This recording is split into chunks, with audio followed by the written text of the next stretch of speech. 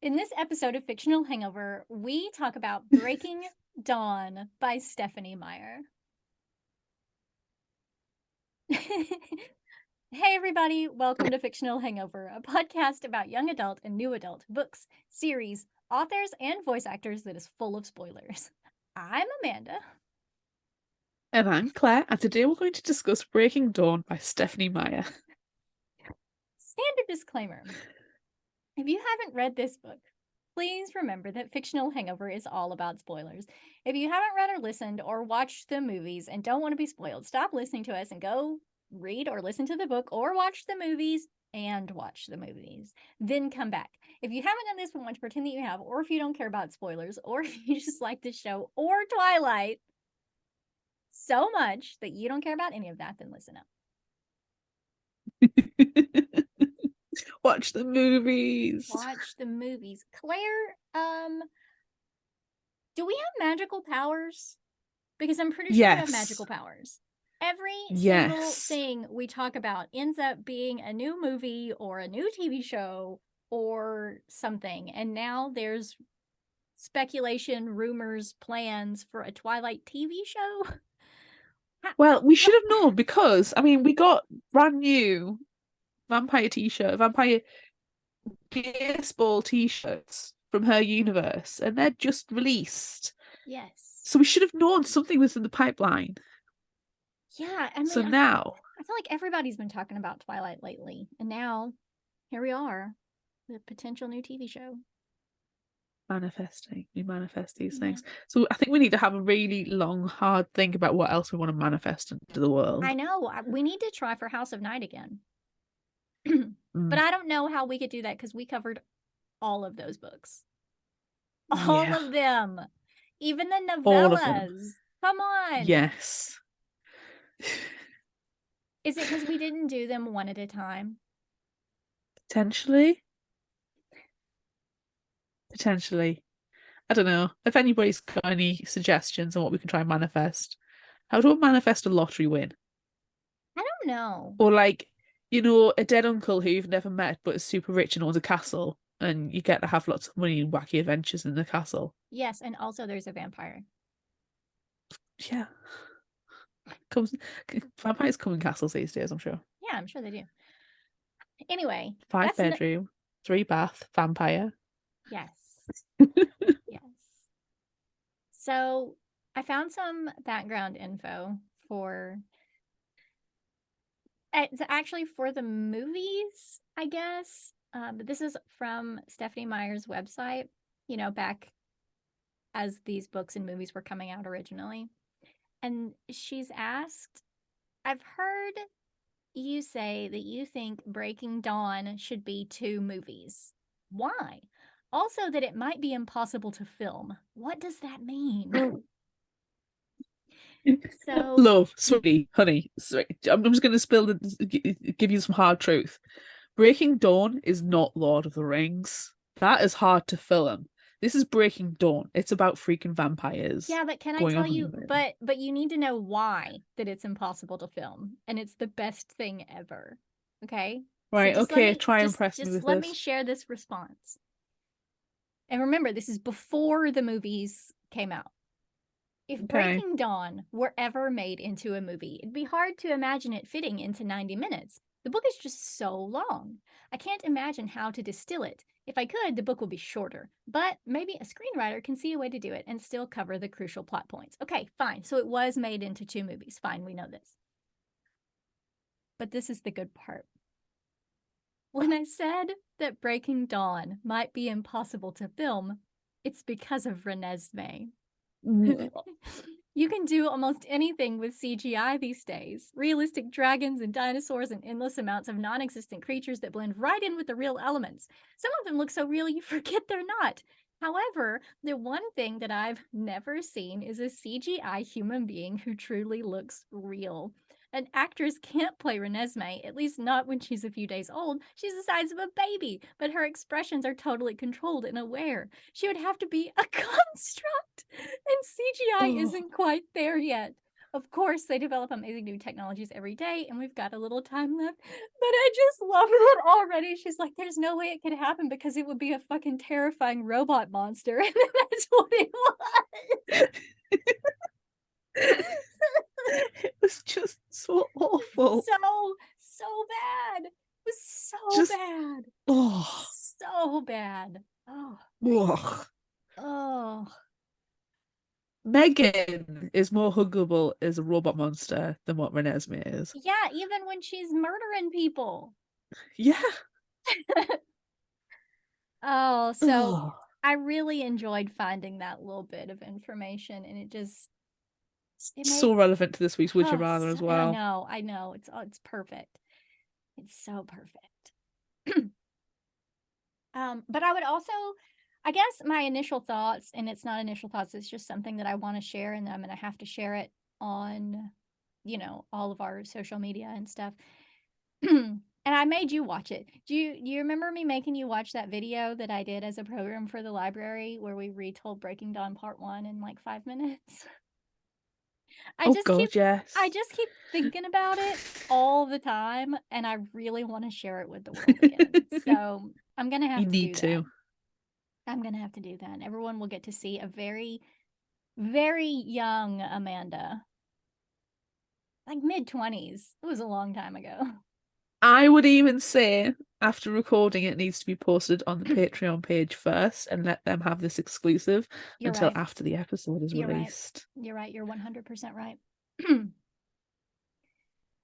However, we do share these videos pretty much immediately after they're recorded so everyone can have time to watch and listen. Well, just watch, not listen, for before Vampire Book Club. So yay. We'll just share it in our group chat. Not even put it on the Patreon page, just share it in the group chat and make them all watch it. They'll definitely do it then. Anyway, yikes. Watch it or Vampire Book Club is not happening on Tuesday. Oh, punishment.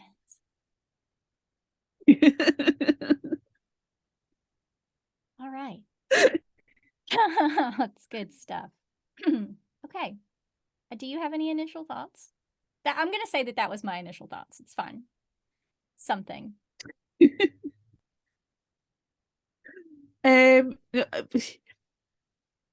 Probably following on from the last one where I said it was my least favorite. This is probably, apart from the first book, my favorite. Yeah, but not because of Renesmee at all. I guess that I had forgotten about this one and everything that happens in the book. So after our last discussion where I was like, yes, Eclipse is my favorite, I think, in my aging and maturity, that maybe Breaking Dawn has now become my new favorite. Minus Midnight Sun. I like it just because Jacob stops being a whiny little bitch. Yeah. That's my main reason. Yeah. Okay. Let's begin. Yes. This one is actually broken up into 3 books as well. Inside 2 the books, 1 book. 2 movies, 3 books. What's going on? Yeah, I don't know. So, book 1. Bella and Edward are getting married soon. Bella drives through Forks in an exceedingly fancy gift from Edward, a $500,000 Mercedes that is tank-proof at least. Why Bella needs that kind of car, no one knows, and she finds it embarrassing. But her truck died, so what are you gonna do? On her drive, Bella sees missing posters for Jacob put up by Smokin' Hot Billy Burke / Charlie, since he doesn't know that Jacob got so sad about Bella and Edward's engagement that he decided to wolf through Canada. When she gets home, Bella calls Seth, Edward's new tiny baby werewolf BFF, to see what Jacob is up to using his wolf mind powers. But all he knows is that he's still in Canada somewhere being a sad wolf.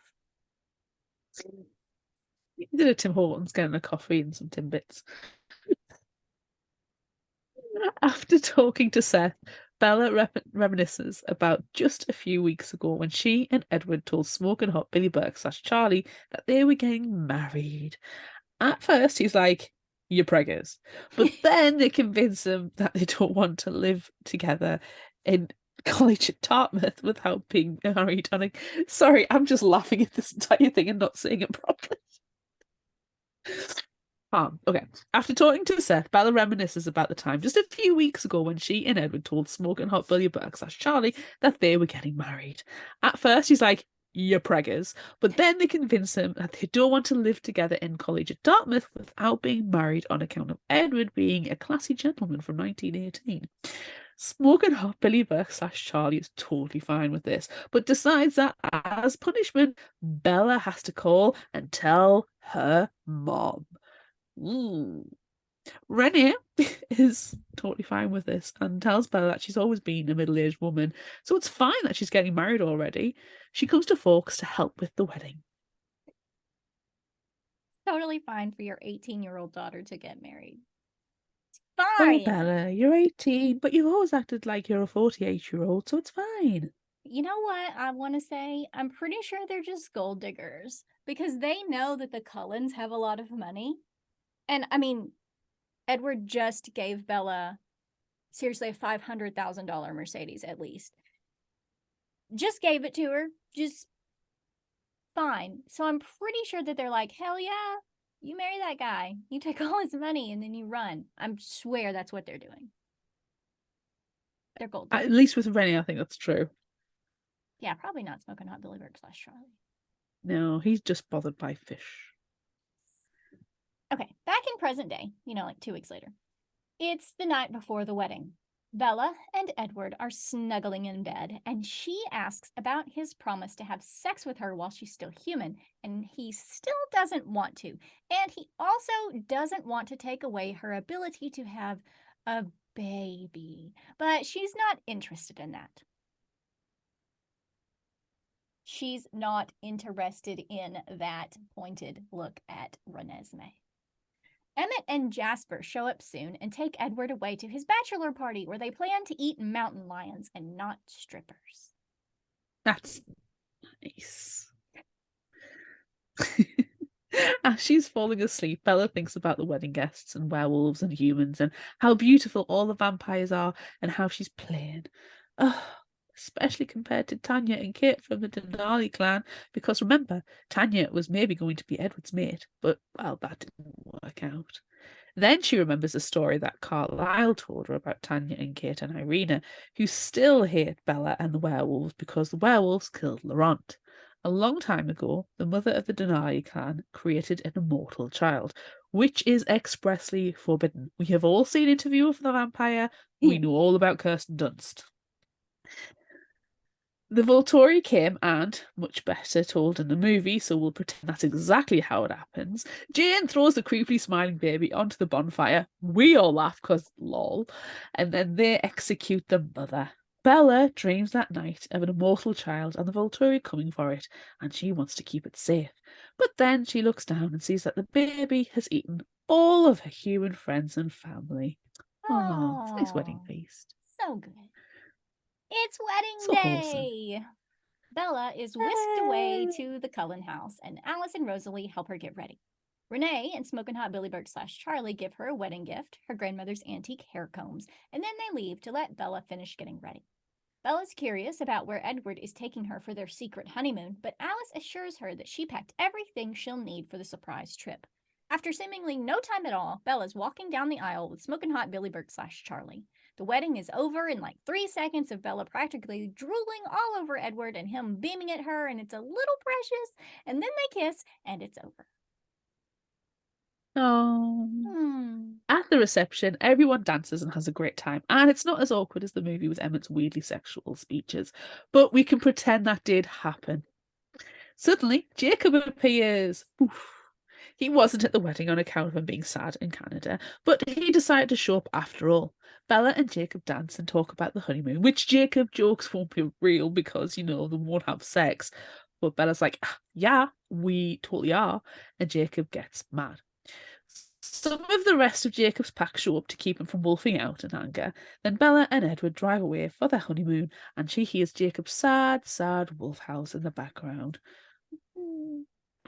Bella's a little sad too, because she resolves to never see her mom or smoking hot Billy Burke / Charlie ever again, because after her trip, she's going to be a vampire and will be very different and very dangerous. After several flights and taxis and boat trips, Bella and Edward arrive at Isle Esme, a gifted island from Carlisle to Esme that she's letting them borrow. Bella is super nervous because she's about to have vampire human sex with Edward. She showers and shaves and brushes her teeth and all sorts of human things. Then she wades out nakedly into the ocean to stand with naked Edward. As is expected, we fade to black and wake up the next morning with Edward staring torturingly at Bella's bruised body, both of them covered in feathers. He's ashamed of hurting her, and she says she's not hurt at all, but he refuses to have sex with her again until she's a vampire. Just let her get on top for the love of fuck, jeez. Bella suddenly gets super hungry, so Edward makes her breakfast, and she eats at least 4 dozen eggs every day to help her get How many strong. eggs are on this remote island? It's ridiculous. Oh, I'll have eggs eggs today. Oh, what should we have? Eggs. Eggs! Well, Edward has a plan to stop Bella constantly wanting to have sex. He takes her on a lot of adventures around the island, and if it's in the movie, they play a heck of a lot of chess. Which all makes her super tired and super hungry for eggs. In between eating eggs and sleeping and adventuring, Bella schemes ways to trick Edward into having more sex, even promising to stay human for a few more years. But he refuses. Until he doesn't. Ooh. Bella wakes up from another mortal child nightmare, crying, and pities Edward into having sex again. This time, he doesn't hurt her, and so then they start having a lot of sex. And she needs a lot of eggs to eat for all. Does. So many eggs. She needs the energy. The cleaning crew comes in one day, and a woman who is from the Ticuna Indian tribe in Brazil is frightened of Edward because she suspects he's a vampire and that he's going to eat Bella. He's not, of course. That night, Bella has more nightmares about immortal children and the Volturi, but this time she's super protective about the immortal child and wants to fight the Volturi to keep the creature safe. She wakes up to a note from Edward that he's gone hunting, so she goes hunting herself in the kitchen for eggs. She's craving all the food, so she cooks a million things and eats lots of stuff and then starts vomiting.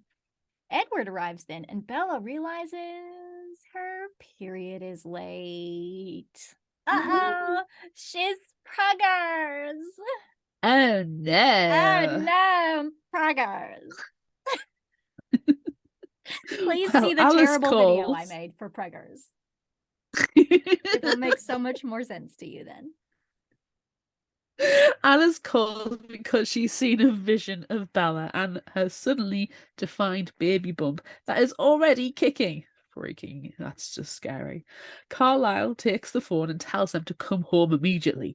And Edward, when he finally gets out of his stupor, agrees, telling Bella that soon they'll get all that thing out of her. The cleaning woman comes again and sees that Bella is pregnant, puts her hands on Bella's belly and declares in Portuguese that'll be nothing but death. No congratulations for the happy couple at all, just death. Mort. Bella, who was already in love with this monster baby, calls Rosalie and asks her for help. Well, we all know that Rosalie wants is a baby, so Bella knows she'll be on her side. And guess what? She is. She is. Oh. Baby! I just want a baby. Don't become a vampire because of a baby. Now we begin book 2, which is from Jacob's point of view. What? And he has his own narrator in the audiobook, and it's so much better. Okay.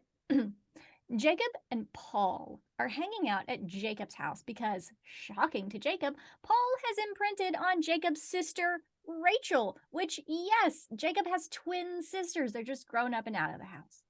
Since pretty much all of his werewolf buddies are imprinting, Jacob feels a little alone and still a lot in love with Bella. He spends some time thinking about how the Cullens are going to tell Smoking Hot Billy Burke / Charlie that Bella died when she becomes a vampire. Alpha Wolf Sam decides that since Bella was making the choice to become a vampire and since the Cullens have been so nice to the Quileutes, they will not attack Bella or the rest of the vampires for breaking the treaty. That's pretty nice, but Jacob's pretty mad about literally everything right now, so he goes for a walk on the beach. And of course, while he's there, he spots another of his friends, Quill, who was the one who imprinted on the toddler. No. Yeah. They're at the beach too, looking for woks. Oh god, it's the baby language. It's horrible. They're at the beach looking for woks. Green ones and red ones and blue ones. It's the worst part of the book. It's hideous. Jacob asks Quill if he's going to try dating someone since, he can't and shouldn't date a toddler, but Quill says he has no interest in anyone but toddler Claire.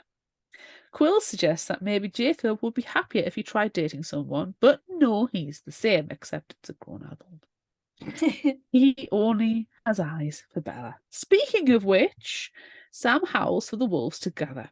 He's just learned that Bella called Smoking Hot Billy Burke / Charlie to tell him they've come home from their honeymoon because she's got an exotic illness.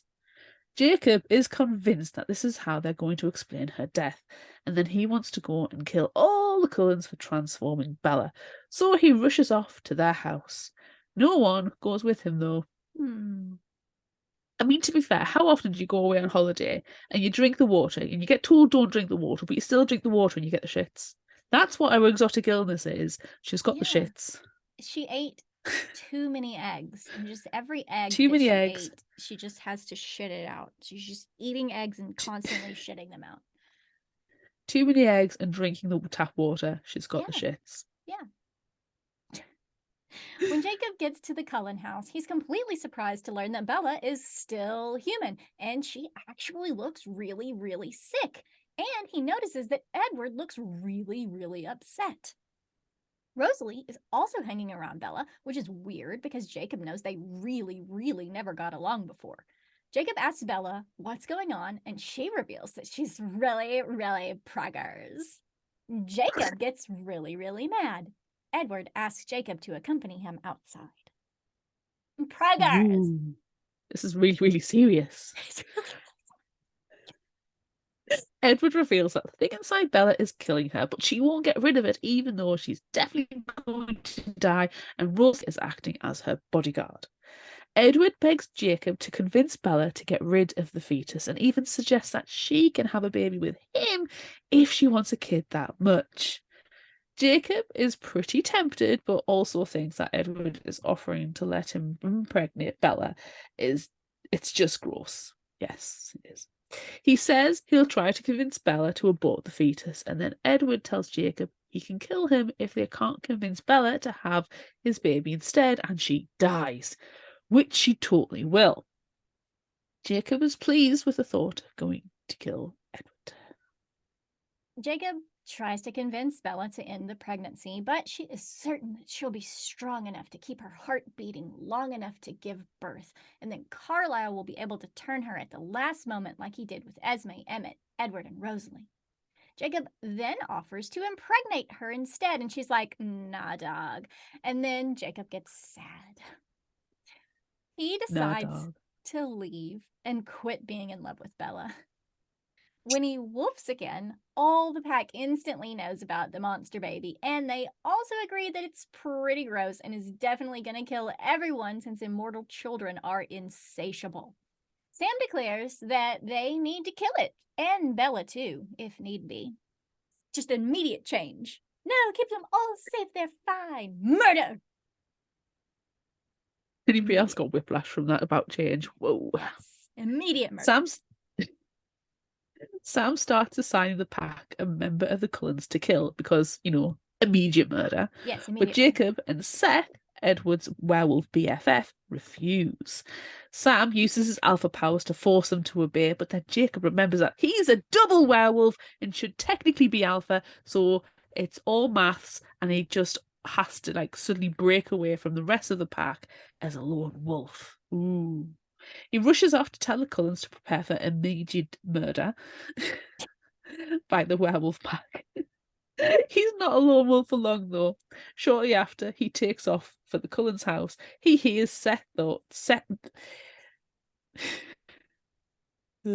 Shortly after he takes off for the Cullen house, he hears Seth's thoughts and realizes that he left Sam's pack and is now part of Jacob's.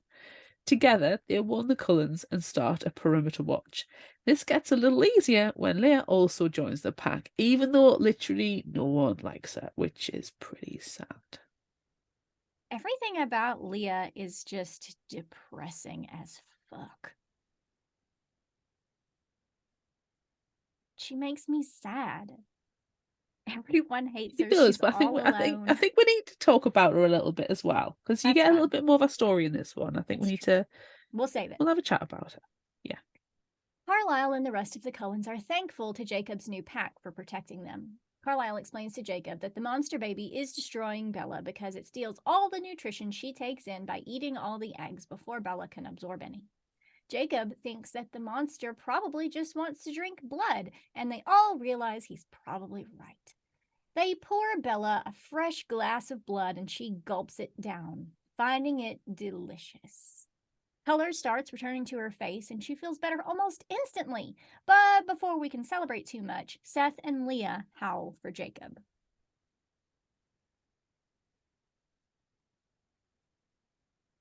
Jacob wolfs out of the Cullen house and learns that some of the other pack, including his friends Jared, Quill, and Paul, are coming to talk to him. They try to convince Jacob, Seth, and Leah to return to Sam's pack and tell them that the elders don't think they should kill the baby and Bella yet. Jacob, Seth, and Leah aren't sure that Sam's pack is telling the truth. Plus, Jacob can't go back to the other pack anyway, so he decides to stay and protect the Cullens. This makes Jared mad, but like whatever. Jacob suggests Sam's pack stay on their land so no one will be forced to fight. Then he, Seth, and Leah return to the Cullen house where Jacob finds Bella feeling much better. He informs them all that the immediate werewolf attack has been postponed. Excellent. Ring check for werewolf murder. Jacob and Edward go outside to chat, and Edward tells Jacob that Esme wants them to move in, or to feed them, or to give them clothes, or anything else they need since they're keeping their family safe. But Jacob declines. When they go back inside, they learn that drinking all that blood has made the monster baby super strong and that it's broken one of Bella's ribs. She claims she's still fine, though, and is pretty much just proud of how much the baby is growing, even though it's literally killing her. Most of the Cullens help Bella to Carlisle's at-home x-ray machine, but Alice stays behind to talk to Jacob.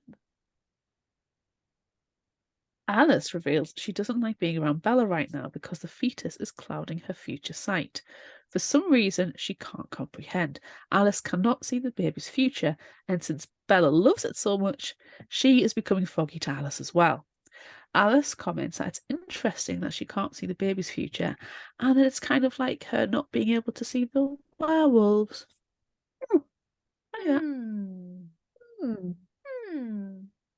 The next day, Jacob visits with Bella, who's all taped up and claiming that she feels fine. So he decides to go hunting with Leah and will leave Seth with her and his BFF Edward. Carlisle asks if they can go hunting too, and Jacob thinks they can and that they should all go together. But they ultimately decide to hunt in groups just in case of imminent werewolf attack.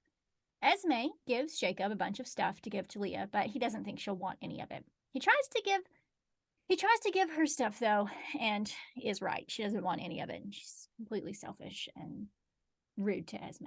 And hate. Esme is the nicest.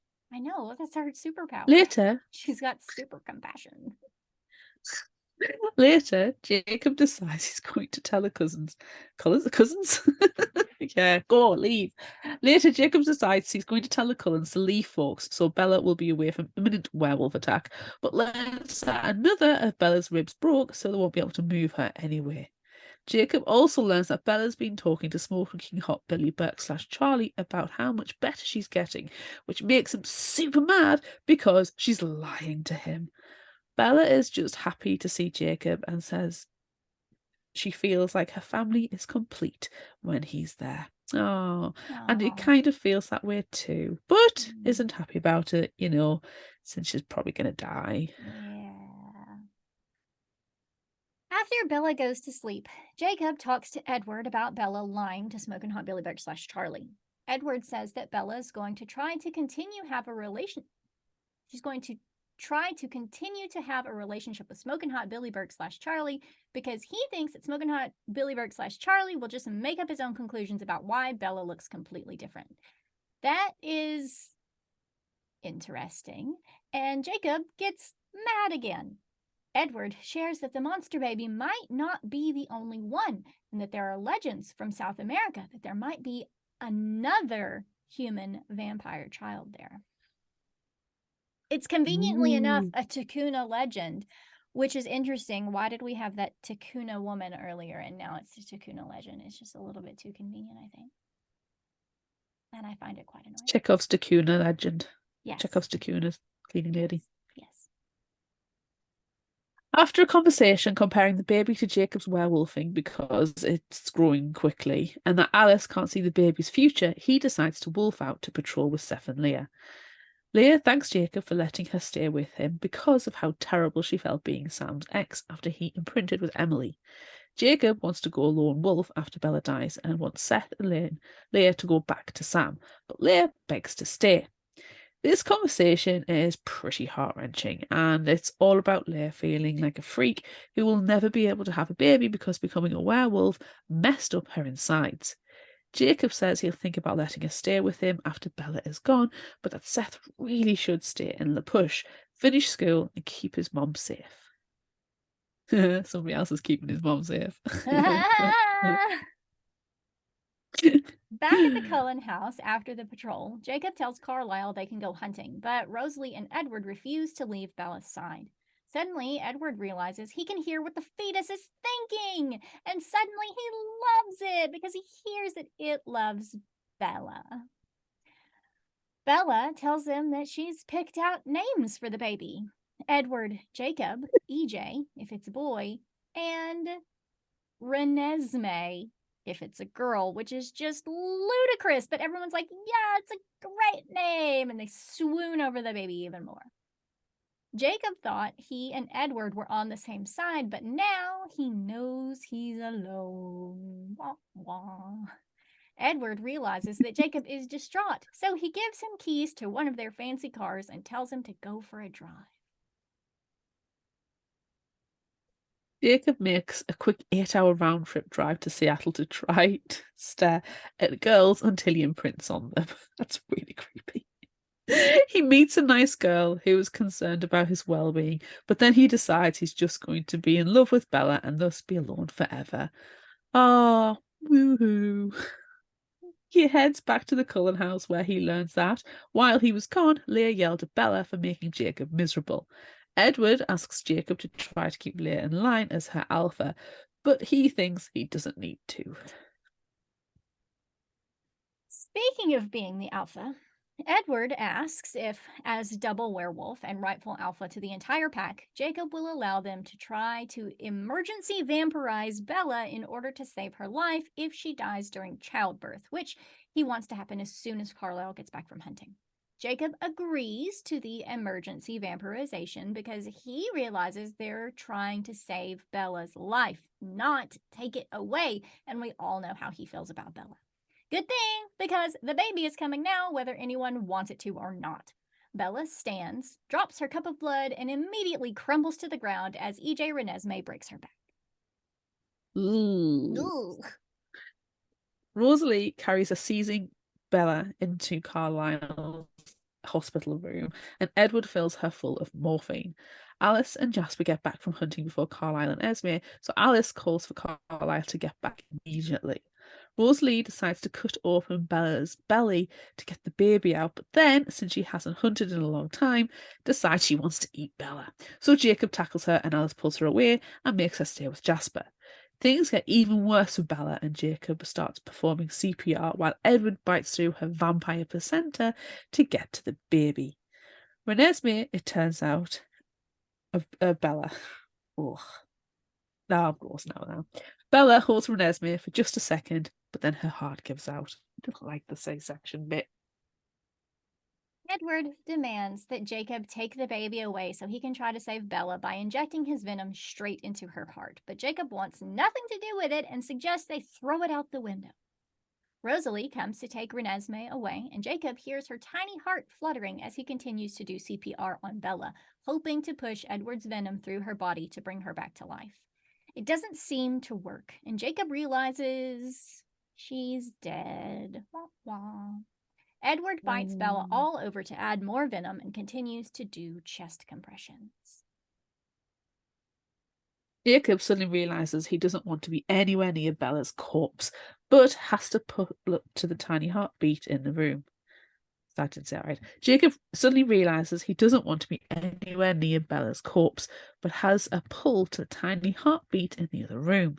He wants to kill the baby because he's decided that Sam was right and the thing is a monster. As he approaches, Renesmee looks directly at Jacob, and Jacob sees that Renesmee has Bella's eyes, and his whole world shifts around. He's just imprinted on the newborn baby.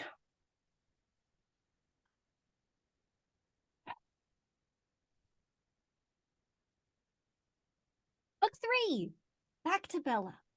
Yeah, let's go to book 3. Yeah.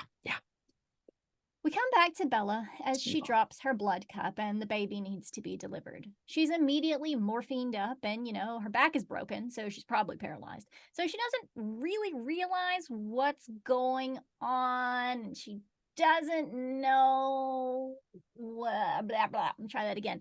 So she doesn't really know what's going on, except that she needs to keep her heart beating. She knows what's going on sometimes, like when Edward hands her Renesmee and she immediately falls in love with her, but then the baby is taken away and everything kind of stops for a bit, except the pain. Wait, isn't the morphine supposed to stop pain? Apparently not when you're becoming a vampire. Bella is burning on the inside, but remains completely still for the 3-day transition into a vampire. Obviously, the morphine wears off, and Bella could move if she wanted to, but she doesn't want Edward to know how much pain she's in, so she doesn't move at all. Edward thinks that he messed up and that the transition isn't working, but it definitely is because everyone notices how beautiful Bella is becoming. Before the transition ends, Bella hears Alice say that they should keep the baby away from her, which is bothersome, but then she finally wakes up to her new vampire life and realizes everyone is afraid of her. She's a newborn vampire, super strong, super senses, etc., but she's also super normal, like not full of bloodlust or anything. She looks at Dust and kisses Edward and wants to see the baby, but Edward tells her that Renesmee is half human, so they need to go hunting before seeing her. Don't worry, Jacob's got her. She's totally fine. Bella and Edward jump out of a second-story window and begin the hunt. Bella and Edward frolic through the forest looking for elk and jumping over rivers, and Bella finds everything super easy and pretty fun, too.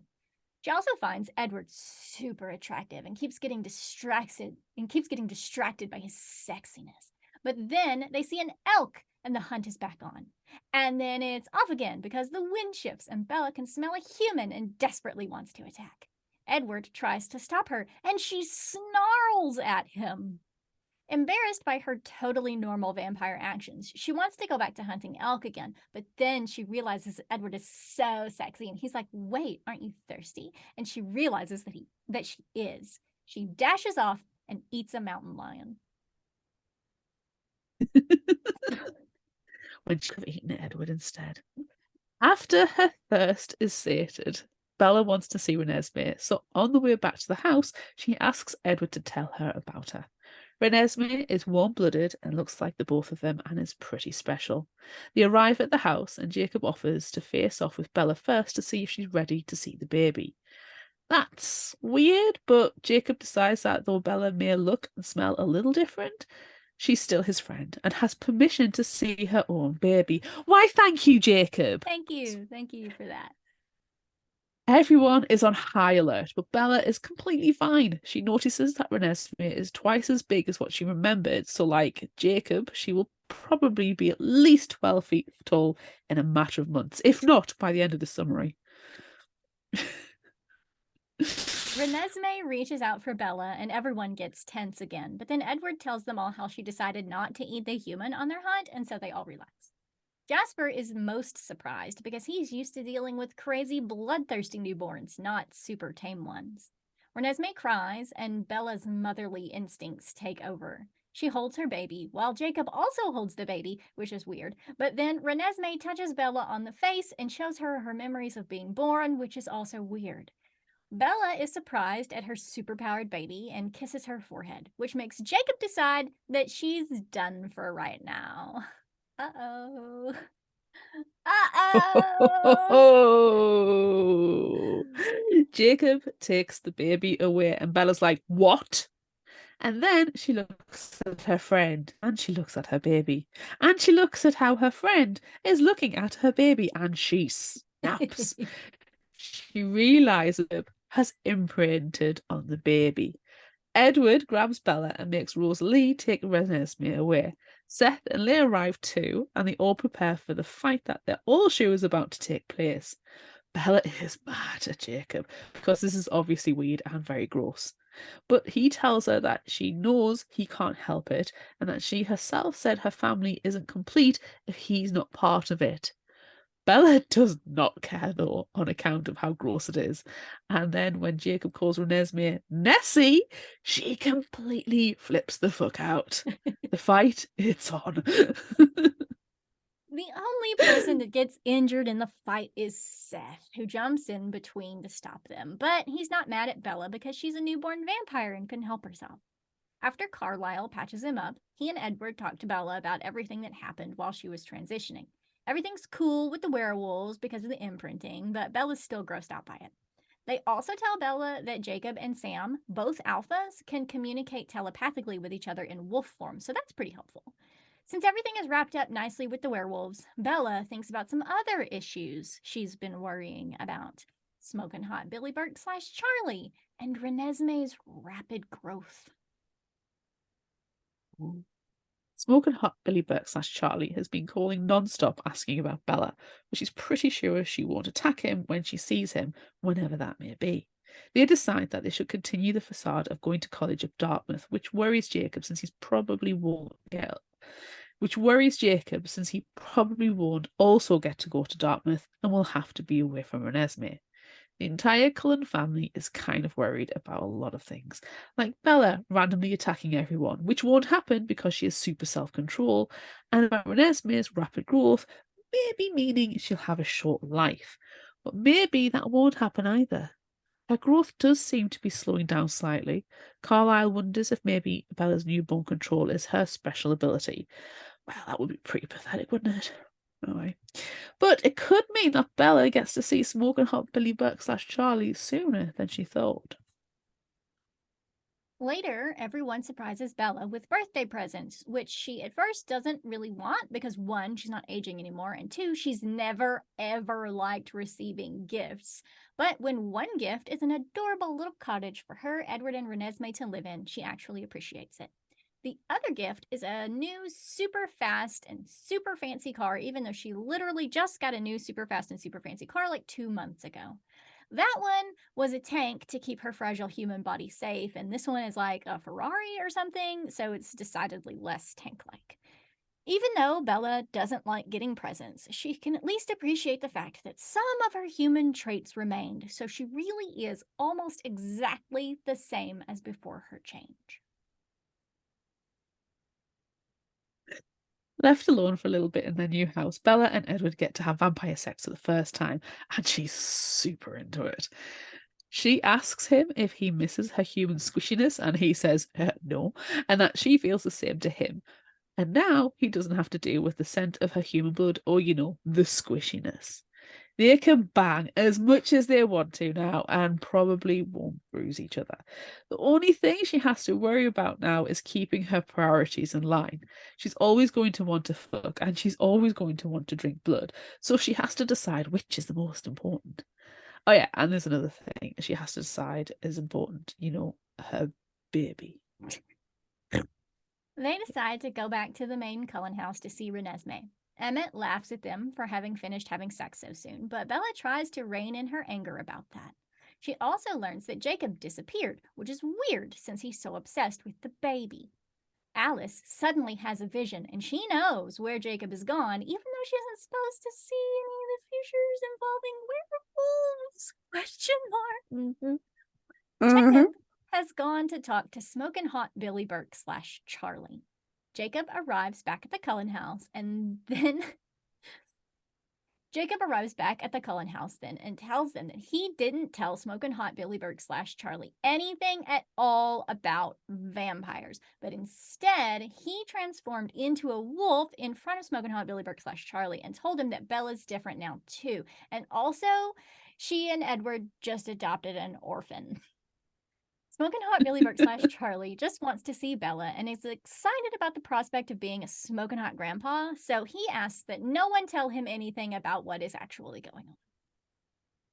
Plausible deniability, I like it.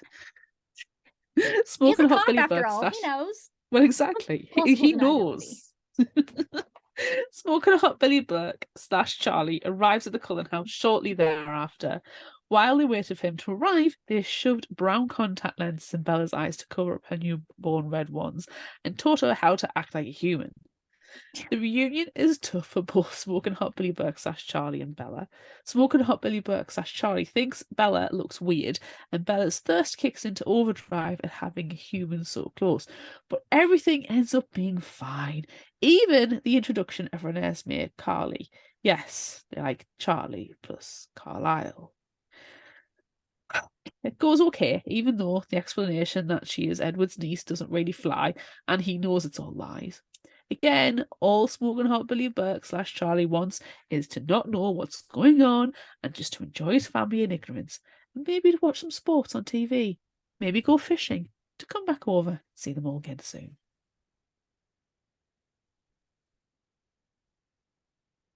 Charlie.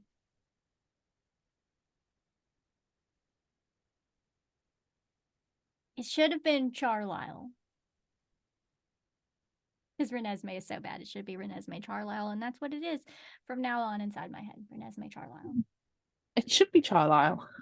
If you want to make a horrible Renesmee mashup, then it has to be Charlisle. It has to be Charlisle. Why isn't it Charlisle?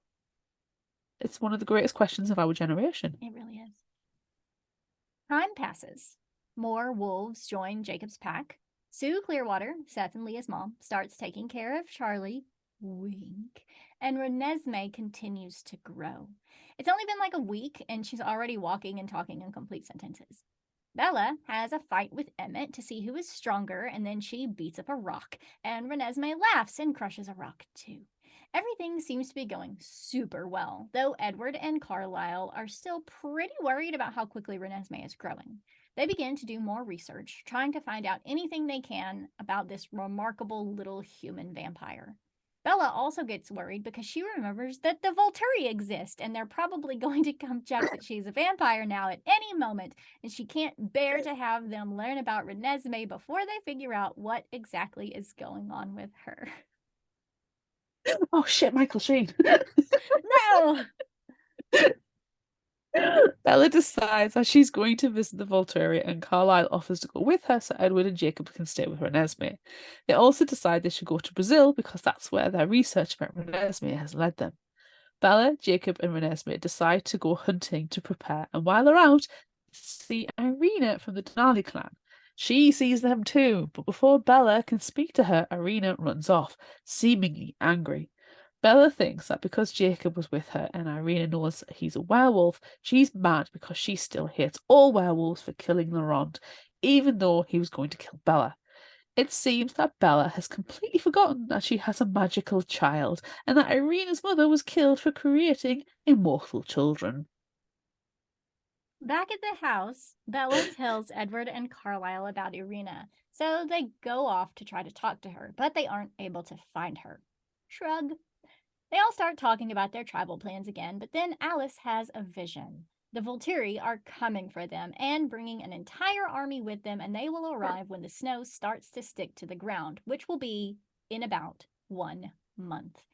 After an inordinately long time, they realize that Irina told the Volturi to come for Renesmee, who they believe is an immortal child. It is an embarrassingly long time it takes for them to figure that out. For such intelligent, worldly people, they dumb. Yeah. Anywho, they scramble to try to figure out what to do. Pretty sure they can't defeat the Volturi, even if the werewolves join in their fight, and Carlisle refuses to ask any of his vampire friends to fight with them. They do decide that they can at least ask their friends to come and see that Renesmee isn't an immortal child, and they hope that having witnesses to her growth and her heartbeat will be enough to stop the Volturi. Alice and Jasper leave because Alice can't see the future enough with Renesmee and Jacob around to figure out what's going to happen with Volturi. However, they don't come back. Ooh. Oh no, our favourites. Everyone searches for Alice and Jasper, and they find their trail in the woods leading to Sam's pack. Sam gives them a note from Alice ripped from one of Bella's books that says they're leaving and they're not coming back and they shouldn't come and look for them, but they will send any friends they encounter along their journeys to help them witness for Renesmee. Edward doesn't believe that Alice and Jasper would abandon them and thinks Alice knows something else but has no idea what. Bella believes that Alice knows there's no hope for any of them and that they're all gonna die. She does wonder why Alice wrote the note on a page ripped from one of her books, though.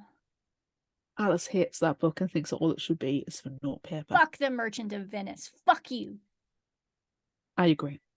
Bella goes to their cottage and finds the book Alice took the page from. Inside, she finds another note meant for her with the name and address of someone in Seattle and the suggestion to destroy this information. Bella burns the entire book to keep everything secret from Edward, which is something only she can do. Later, Jacob tells Renesmee what's going on, which Bella is upset by, but Renesmee is smart and unafraid. Edward tells Jacob that he should stay away once other vampires start arriving to meet Renesmee because they'll probably be afraid or angry at meeting a werewolf too. Jacob agrees. While this conversation is happening, Renesmee tries to comfort Bella, who was freaking out about Alice's note, everyone liking Renesmee and learning how to fight the Volturi. Bella never thought being comforted by her daughter would happen, since she always coddled her own mother. Bella realises she must keep Renesmee safe at all costs. Edward tries to comfort Bella too, wink, and then they talk about her learning how to fight. Edward tells Bella there's no point in learning how to fight because if their encounter with the Volturi comes to a fight, they're all gonna die anyway. Edward He's a glass half full kind of guy. Edward tells Bella that Jane and Alec are the Volturi's greatest offense, since they both have mind powers that make everyone around them useless. We already know about the Jane pain power, but now we learn that Alec has the power to take away people's senses, so any fighter they come across will have no ability to fight back at all. Bella thinks that since Jane and Alec have mental powers, they probably won't be good physical fighters, so she plans to sneak attack them and take them out. Their powers won't have any effect on her whatsoever.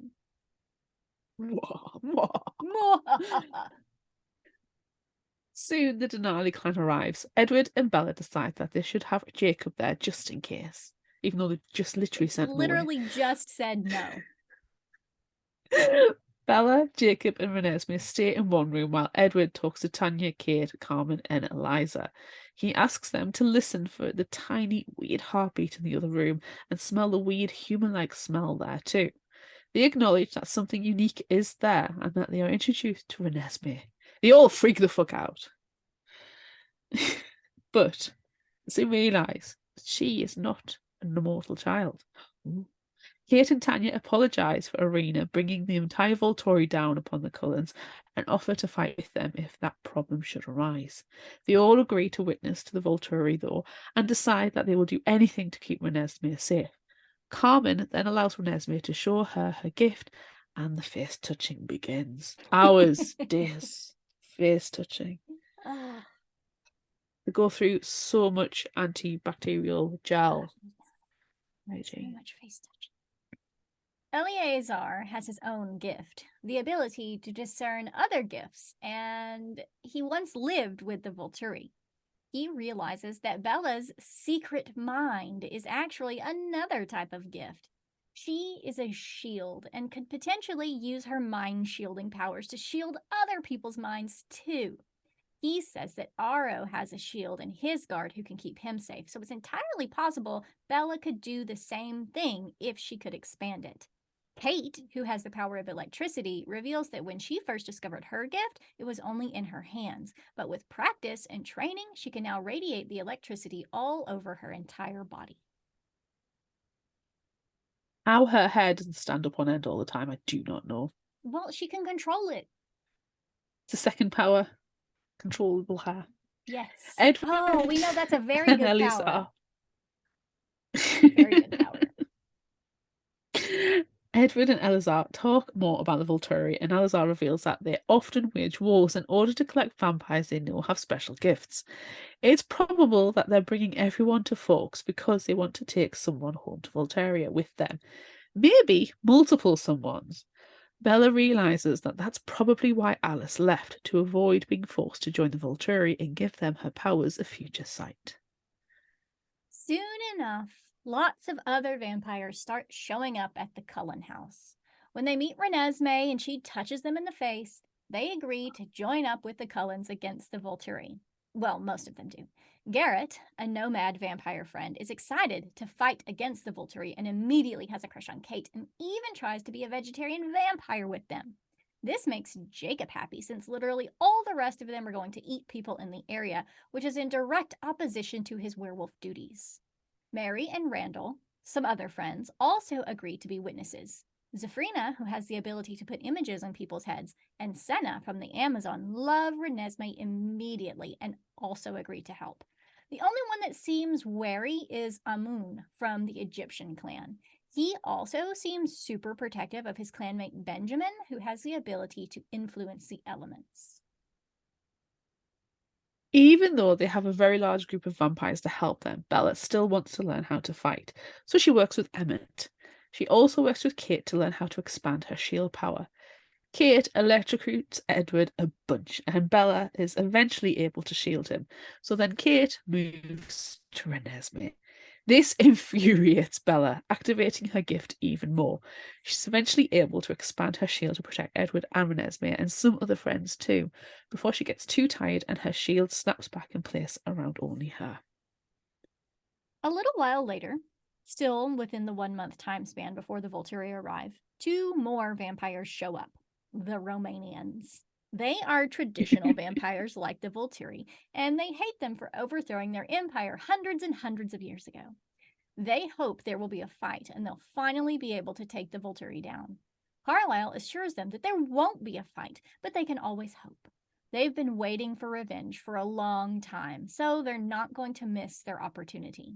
After the arrival of the Romanians, the Cullens now have 17 vampires on their side, the largest non-violent gathering of vampires pretty much ever. Bella decides to take Renesmee to see Charlie. Oh, Smoking Hot Billy Burke / Charlie. Whoa, oh my God, whoa! I missed one.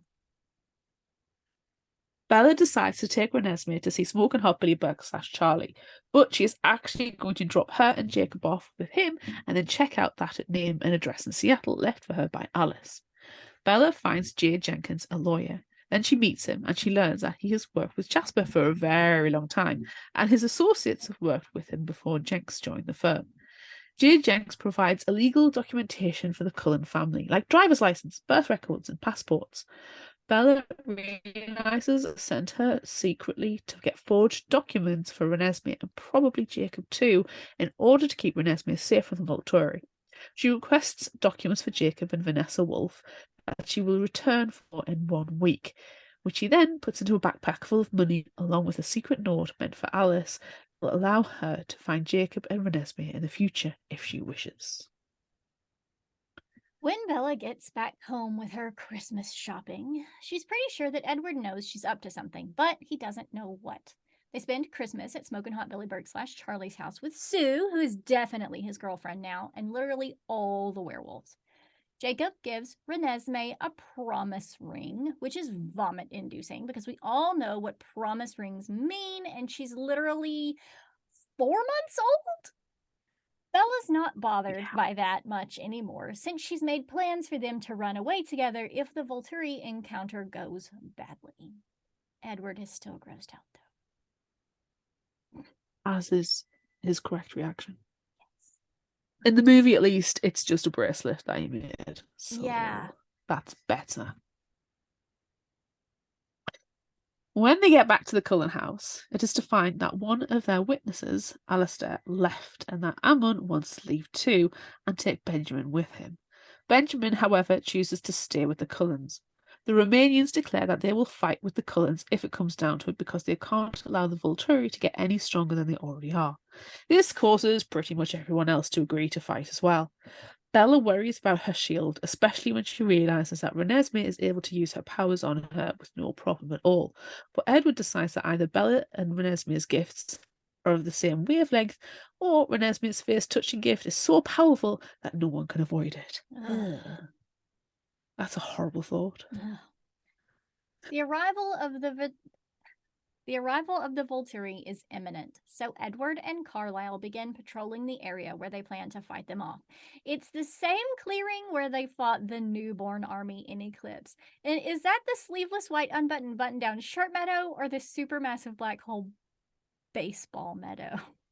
I can't remember. I'm going to say it's the baseball meadow. Either way, they're there and they're ready for the attack. The night before New Year's Eve, snow falls and sticks to the ground. It's time. Bella tells Renesmee that she loves her and that she and Jacob might have to run away soon, but that she's prepared everything they might need to disappear and survive. The Volturi arrive, and in addition to their army of like 30, they also have witnesses. There's no way the Cullens' smaller group of vampires can win the fight. Irina is among the Volturi and will have intentionally or not told Arrow everything she knows about everyone, which convinces Edward that the Volturi are going to kill pretty much everyone except for the ones they want to keep. Soon, the werewolves arrive to the field, almost 20 of them, which evens the numbers quite substantially and seems to frighten the Volturi. Carlisle approaches Arrow and tries to explain to his old friends that they are not there to fight because no laws have been broken and that Renesmee is not an immortal child. This is obvious to everyone in the clearing. Arrow brings Irina over and she admits that the so-called immortal child she saw was much smaller before. Arrow then asks for Edward to come forward so he can touch him and read his thoughts. Bella notices Jane smirking and knows that she's about to try something, so full of rage, she throws her shield around him after Arrow reads his thoughts. Arrow realizes after reading Edward's thoughts that everything Carlisle said about Renesmee and the witnesses is true. He then asks to meet Renesmee. Bella brings her forward, and after complimenting both Bella and Renesmee, he sees for himself that Renesmee is Bella and Edward's biological daughter, and that they did not create an immortal child. He shares this with Caius, Artifice! who believes they have somehow been tricked. Renesmee then touches Arrow's face to explain her version of everything, and his desire quickly turns to the werewolves, who he believes will make excellent guard dogs for the Volturi, since Jacob does such a good job of protecting Renesmee. Edward shuts that down pretty quickly, so Arrow decides he must confer with the rest of the Volturi to decide what they're going to do. As the Volturi talk, Arrow about them telling the truth and Caius not believing artifice, Bella stretches her shield around everyone on their side, just in case. Caius talks about the Cullens siding with the Children of the Moon, aka the werewolves, the vampire's mortal enemies, but Aro dismisses this and tells Caius that the wolves here are not actual werewolves, but instead they're shapeshifters since they're not controlled by the moon. This is interesting and seems like an afterthought to cover the fact that none of the wolves act like traditional werewolves at all. Just gonna shoot all that in. Caius is mad and tries to get Irina on his side about the wolves to bring a formal charge against them, but Irina won't. She doesn't have any ill will toward the Cullens, admits that going to the Volturi was a mistake. Caius, being mad, executes Irina on the spot. He rips off her head and sets her on fire. This, of course, causes Kate and Tanya to want to fight, but Garrett and Stephenie stop them. Aro then asks to speak to some of Carlisle's witnesses, which doesn't really make any sense. Aro asks Amun if Renesmee is Bella and Edward's biological child, which she is, and then Aro asks if Amun thinks she should be allowed to live. After all, they don't know anything about what her future holds. This tactic doesn't work either. Garrett gets mad and declares that nothing they do is going to dissuade the Volturi from fighting because deep down they just see the Cullens as a threat, even though they're peaceful. Aro then decides to let the witnesses decide for themselves what they want to do, and he and the Volturi convene again to make their decision.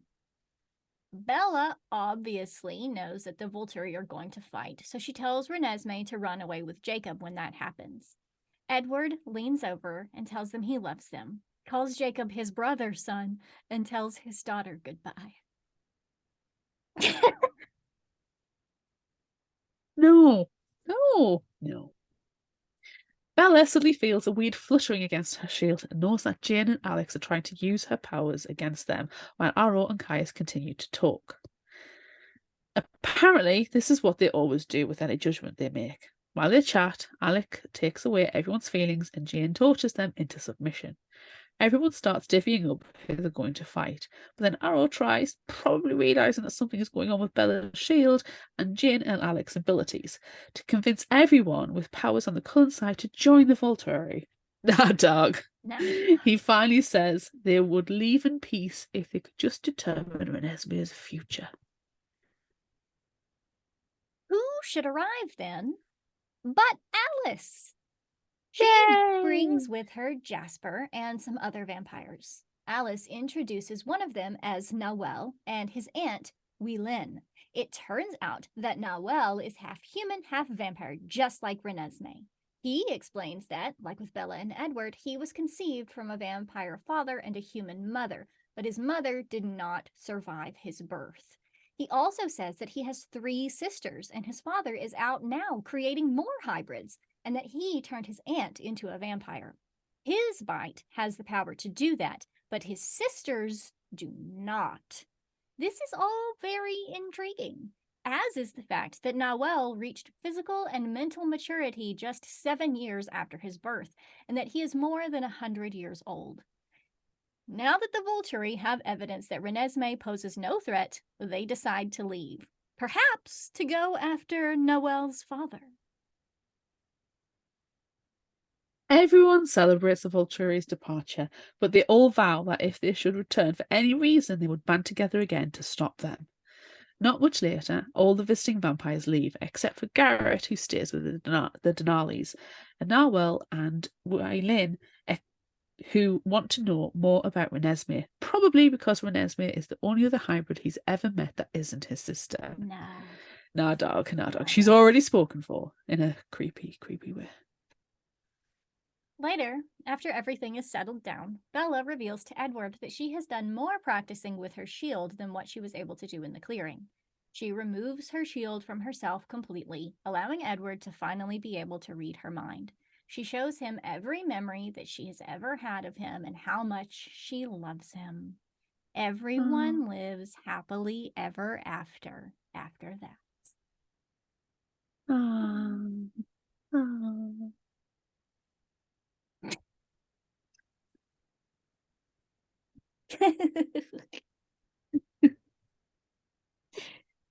So much. We need to take a little bit of a break.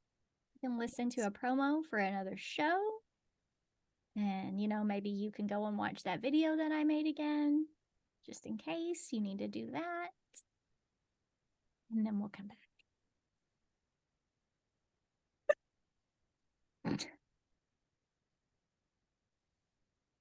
Oh, dear me. Where do we even begin? I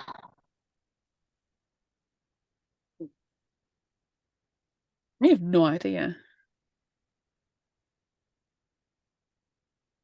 There's a lot in this book. There is a lot in this book. It's 3 books in one, isn't it? Yes. I liked that, but every one of Bella's chapters is just a one word. But all of Jacob's are like really like long sentences. Yes, I quite really, sassy. really enjoyed all of Jacob's chapters, especially the chapter titles. They were fantastic. You know what I didn't like in Jacob's chapters though? The baby talk? The Queen and Wedged Wax. I want the wax. Oh my God, that's awful. Vomit. Was that what you didn't like about his chapters? Did I get it? Well, I didn't like the baby talk, but I also hated. I mean, it's the same with the imprinting on Renesmee. It's just wrong. Yes. And it's trying to shoehorn in. It's it's not romantic. It's just a feeling of being protective. It could be a brotherly feeling. It's not though, because quite clearly the two people who have imprinted on children have no intentions of finding a romantic partner with somebody else. No. So when that person they've imprinted on, when the girl they've imprinted on reaches maturity, then they're expected to have a relationship with you. But what I don't get is as well, that person is human in the most part. Mm-hmm. So they're not going to have the feeling of the imprint, are they? Or is it just they're obligated? I don't know. I have a lot. It feels like a lot of free will's been taken away. Yeah, I have several issues with this book about the lack of choice that anyone has. Like, there's Bella at the beginning of the book is like, no, it's totally fine that I'm going to get turned into a vampire because I don't want to have a baby. And then all of a sudden she's like, well, I have a baby now. And there's no choice in that. And now with the imprinting, there's no choice. There's no choice for anyone other than the people that are most important in this situation. Like, well, the werewolves are important in this storyline. So everything that they get, everything that they want goes. Everything that they say goes. And I don't know. Yeah. It just bothers me. It bothers me. It also bothers me that they get married. And it's almost like, at the end of Eclipse, Bella's like, I don't want to get married. I don't want, why do we have to get married? It doesn't matter. We can get married anytime. That's not what matters in our relationship, is that we want to be together for forever, and you're going to turn me into a vampire so we can do that. And it took forever for him to even decide that he would turn her into a vampire. So there again, her choice doesn't matter.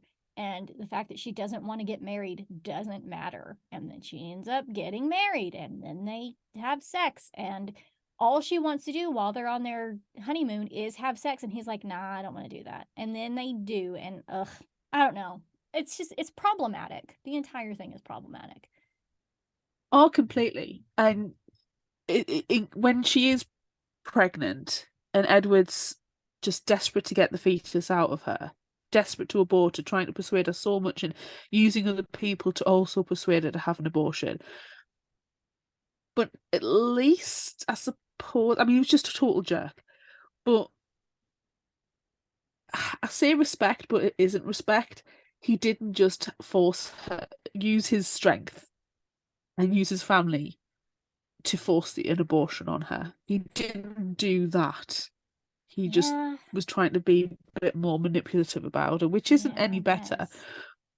But at least, she was like, no, I'm going to bring this baby. I'm going to do it. I'm going to have this baby. And at least she wasn't forced into a situation by Edward and the Cullens into having an abortion. That, and I use the word respected very, very, very, very tenuously. But Yeah. it's the whole thing, and you can't help but feel like, well, the author's got an intention behind it, and it's bloody Mormons. I Yeah. don't know. It's frustrating. It It's is. very frustrating. And if they do Twilight TV series, I hope they modernize a lot of the thinking. I can get behind Edward's reluctance to want to have sex with Bella. It's not that he doesn't want to have sex with her, he's just frightened he's not going to be able to control because she's squishy. Mm-hmm. I mean, Bella, go on top, for fuck's sake. Go on top. Yeah. You don't have to do anything, Edward, and you'll still enjoy it. Just sit there. Exactly. But I can understand he wants to be a bit more of an active participant in the situation, which is fine. Sure. So I can understand his reluctance on physical intimacy when you have a very squishy partner, and I get that. And I think that's actually quite decent of him to respect the fact he doesn't want to hurt her. So I Yeah. kind of like that.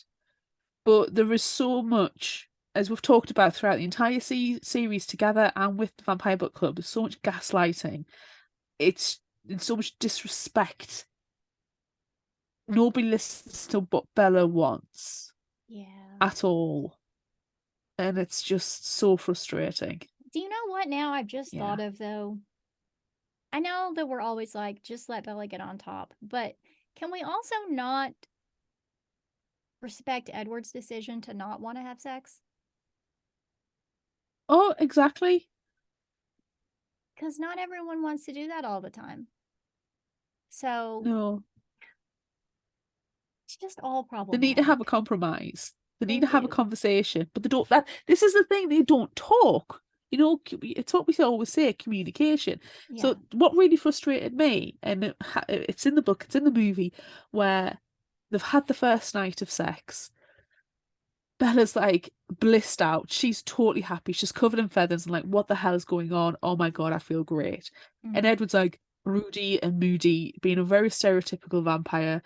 Oh, I've hurt you, you're bruised. And like, you look and you see a couple of little finger marks on one arm, and you see a little bruising around the shoulder in the movie.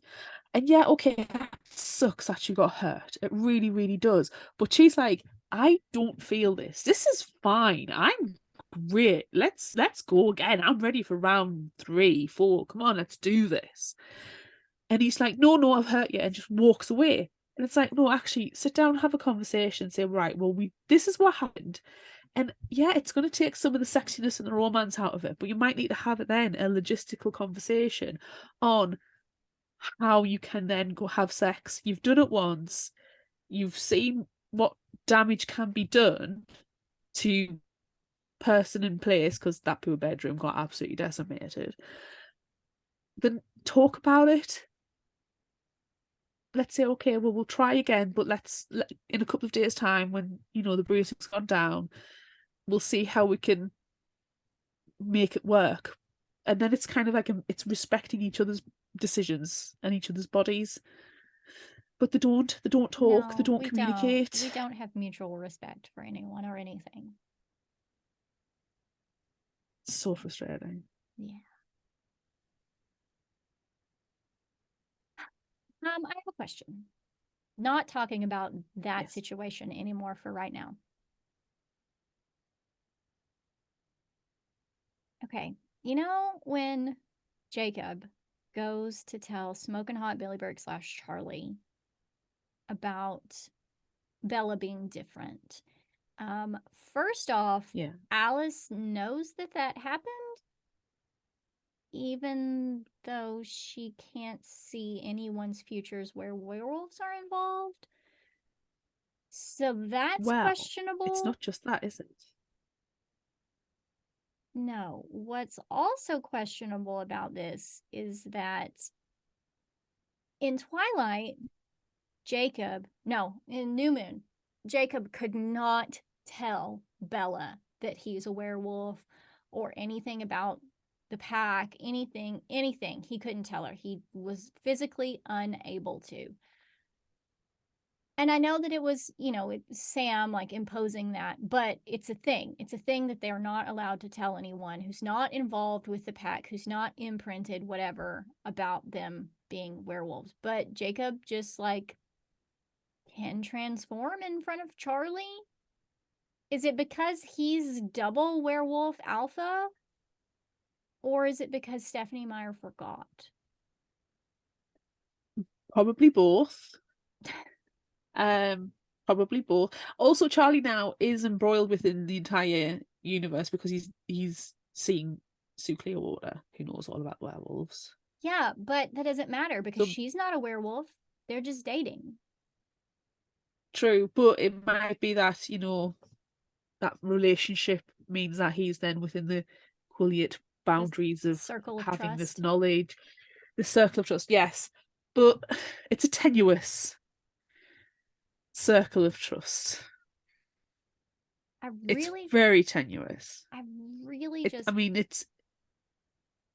but it's not just that. Like, if you think about it, Alice should not have seen the Volturi coming because at the fight, the werewolves are involved.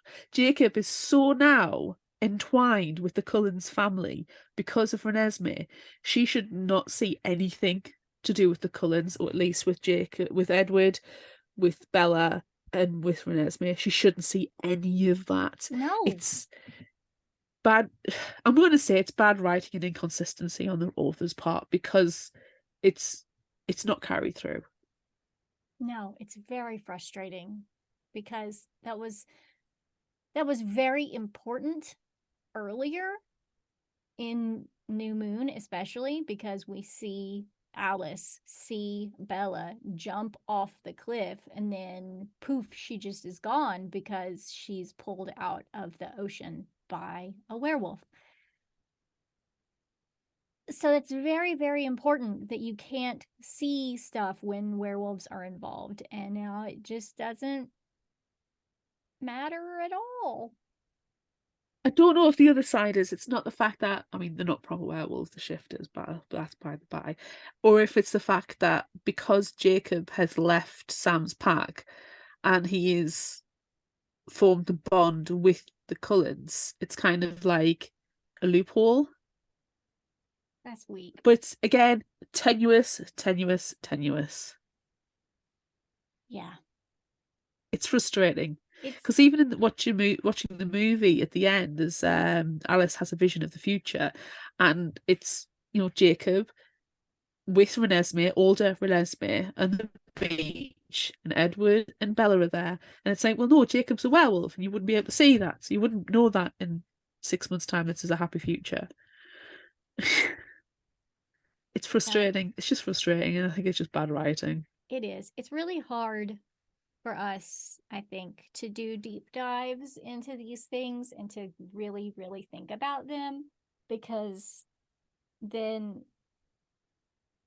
we start thinking about them too much and then we're like, none of this actually makes any sense. No, it doesn't. It doesn't. At all. No. It's the same with the imprinting. It makes no sense why one person, it's a one-sided thing. If it was two wolves imprinting on each other, I could totally understand it and be behind it. But imprinting on a human and then that human's love life is now dictated by the werewolf doesn't make any freaking sense. No. It's just sad. Like, oh, great, I've been imprinted upon, and there goes my entire future. Any plans that I had, yeah, doesn't matter anymore because I have a werewolf boyfriend. Yes. And it's so medieval, isn't it? It's like when you hear about the princesses. Oh, I've been engaged since I was 6 months old to the Prince of Fake Land. It's like, well, you can understand it's the royalty trying to keep power, but this is just nasty. I don't love it. I know. Okay. No, I don't. I don't love the imprinting at all. I could deal without it. And I feel so sorry for Leigh as well. Like, jumping back to what we talked about in the summary, she's the only female werewolf. And, you know, they were saying, oh, we just got naked around each other. It was so simple. And then Leigh came along and it was like, awkward. And it's like, well, okay, I can sort of see that, but I bet you'd be happy to go to a nudist beach, wouldn't you? And I can only imagine that Leigh's got massive amounts of body confidence. Oh, I'm sure she And does. I don't think it bothers her. The only person she'll probably bother is Seth, and that's because it's his sister. You're like, oh, I don't need to say that. Yeah. And I could And also see it bothering Sam. Not that I really care about Sam much, but you know, it could be awkward for Sam as well because that was his girlfriend and now he's in love with her cousin. So like he wouldn't maybe want to see her is he flouncing though? around naked. Well, he's imprinted on her. It doesn't matter. Does imprinting mean love though? It doesn't matter. In this universe, yes, that's the only thing that does matter. They're imprinted, so that's the end. And you can't, it's also bothersome because, you know, with whichever one it was that has the toddler imprint that we're first grossed out by. And Jacob's like, that's Quill, right? Like, Quill, aren't you gonna like try to Yeah. date someone at least for a little while until you know you don't have a 2-year-old that you're watching all the time? And he's like, no, I don't see anyone else. I don't see anyone else. I only see this baby. That's Blue weird. wax! Green wax! Get me wax! It's weird. Put her into the sea. It's weird. And I don't I like can it. understand from a perspective he's like, I'm going to end up with this person eventually, and it's unfair into any serious relationship with somebody else. And be like, When, oh, I'm sorry, we can't get married because I have to marry a baby. yeah, I can only be in this relationship with you for the next 15 to 20 years, which is effectively a lifetime for some people. So I can't commit to you for that. Oh, and by the way, I've got to go and hang out with this 2-year-old a lot. This is the person I'm going to leave you for. So this is the younger model. Right. Just so you know, Yeah. this is the younger model for when, you know, Yeah. this happens in 15 to 20 years' time. It's an awkward situation. It's just awkward all around and icky all around. No, I don't I like can it. understand imprinting. I can understand it, or at least forgive it a little bit, if everybody was over 18. And I'm just saying over 18 because then you're classified as an adult. But or like you were friends with somebody for years and years and years, and then you just, you know, you're watching a really shitty program. You're watching Twilight, okay? You're just chilling with some popcorn, you're watching Twilight, you're having takeout, you're just shooting the shit, and you just turn to each other and go, hang on. And it's just that moment of actually, yeah, we've always loved each other, really. And it's just Yeah. that, you know, friends to lovers situation. If it was a Yeah. friends to lovers situation, I would be blissfully happy. Love the Sure. trope. But it's not. It's It's not. icky. It's baby to lover, and that's gross. Icky and gross. Yeah. So what else can we talk about that's not imprinting? Can we talk about how bad of a name Renesmee is? Sorry, I just had to Oh, stretch. Can we do you talk know? about And how I bad love the fact Renesmee that, is? Ugh. yes, and I love the fact that everybody knows how bad the name Renesmee is. Like, yeah, it's great. Ugh. Yeah, Stupid. you know, and I had forgotten about Renesmee's middle name, and I was messaging you about this, you know, before we started recording Uh-huh. earlier in this week. I was like, what is this? The baby's middle name is Carly. That's a perfect name. It's a perfect, non stupid, weird, fucking ass made up name. And I really just wish that it had been Charlisle instead of Carly. But Carly should have been the baby's first name because also we have like Bella has this relationship with Charlie that she doesn't have with Renee. She, you know, treated Renee like a child. So I don't feel like she would have loved her mother that much to create such a butchered fucking name. You love Charlie. You're spending your time with Charlie now. Carlisle has decided he's going to turn you into a vampire. He is taking you into his family. He is protecting you. Why not go Carly? Why can't Carly be the first name? But no, it's Renesmee, and also Charlisle would just be better. I agree. Charlisle would be the superior of all of the names. Second place is Carly. Yes. And it pisses me off actually that they've gone with a stupid Renesmee over Carly. And yeah, honor the people that you know, who you love, who are part of the life as well. Like, yeah. From after the wedding, Renee is not mentioned, I don't think. She doesn't, not once does Bella ever seem concerned about her mum and her mum finding out that she's quote unquote dead when she's been turned into a vampire. No, yeah. It's always Charlie. It's always Charlie. And Charlie actually mentions, when he says, look, I know something is not right here.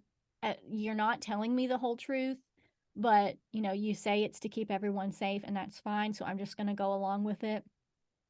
But don't tell Renee, because she won't be able to handle it. And I so don't they think don't. Renee could keep a secret. No, it annoys me. Yeah. Yep. Like, is she ever going to see her mother again? Or no? Doesn't matter. Goodness knows. Doesn't matter. Her mother probably doesn't know about the baby at all. No. And so then the next time you see her, 7 or 8 years down the line, you just have this fully grown person adult who looks just like you and your husband put together. And also, you haven't aged at all. Like, I don't know. It's problematic. It's a problematic. It's another hole. Honestly, this book is Swiss cheese. Oh, I like Swiss cheese. And I really like cheese. Yeah. We like Swiss cheese, but not as books. Right. Yes. What else? I just keep thinking about things that I have Can I just reinforce the child name thing? Yes. Okay, so when we were coming up with the name for my baby, his first name has no association with any family member at all. He's a unique first name. But we wanted to give a middle name, and we thought grandparents. It's a nice thing. And because it's a boy, it was either going to be William or Alan. Alan's my dad. But we discounted Alan because he died when I was 4 years old, so has absolutely no relationship and will not be in memory for our son. We went with William because we know William will have a relationship with our son, will develop memories with our son. And when he thinks of his name of William, he knows he is named after his grandfather. Because it's something that my husband asked for, and I was more than happy for that to be the case. I was unique. I was happy for a unique name. I was happy for a name to honor somebody. But we went with somebody that has had a massive impact on one person's life and will have a massive impact on the other person's life, on the baby's life. And that's what we did. We didn't think, oh, well, let's give it to a name that is a family name but means absolutely nothing. Like, my middle name is apparently a great aunt's. It's a nice middle name, but I don't know that person.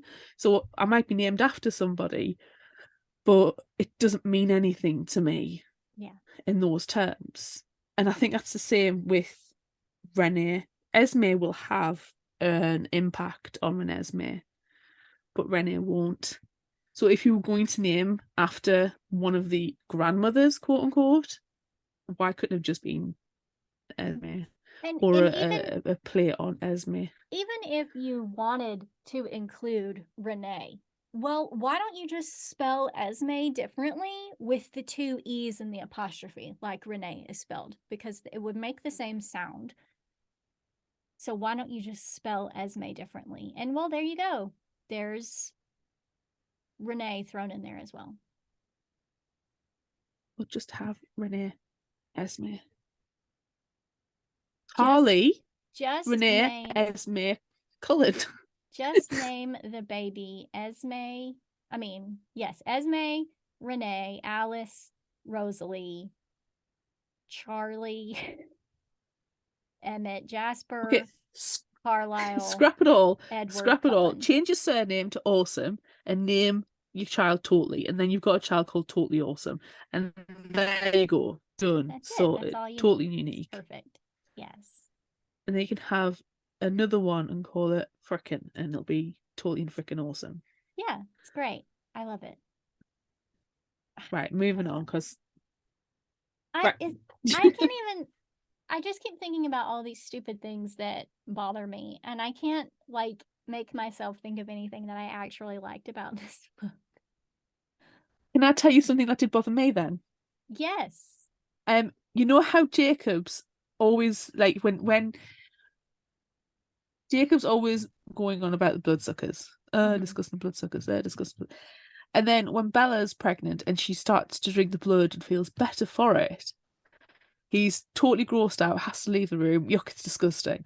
Excuse me, Mr. Double Standards over there. You eat raw freaking meat from the animal you've just killed. And guess what? You're also ingesting their blood. Can we stop with the judgment? No. No. It just...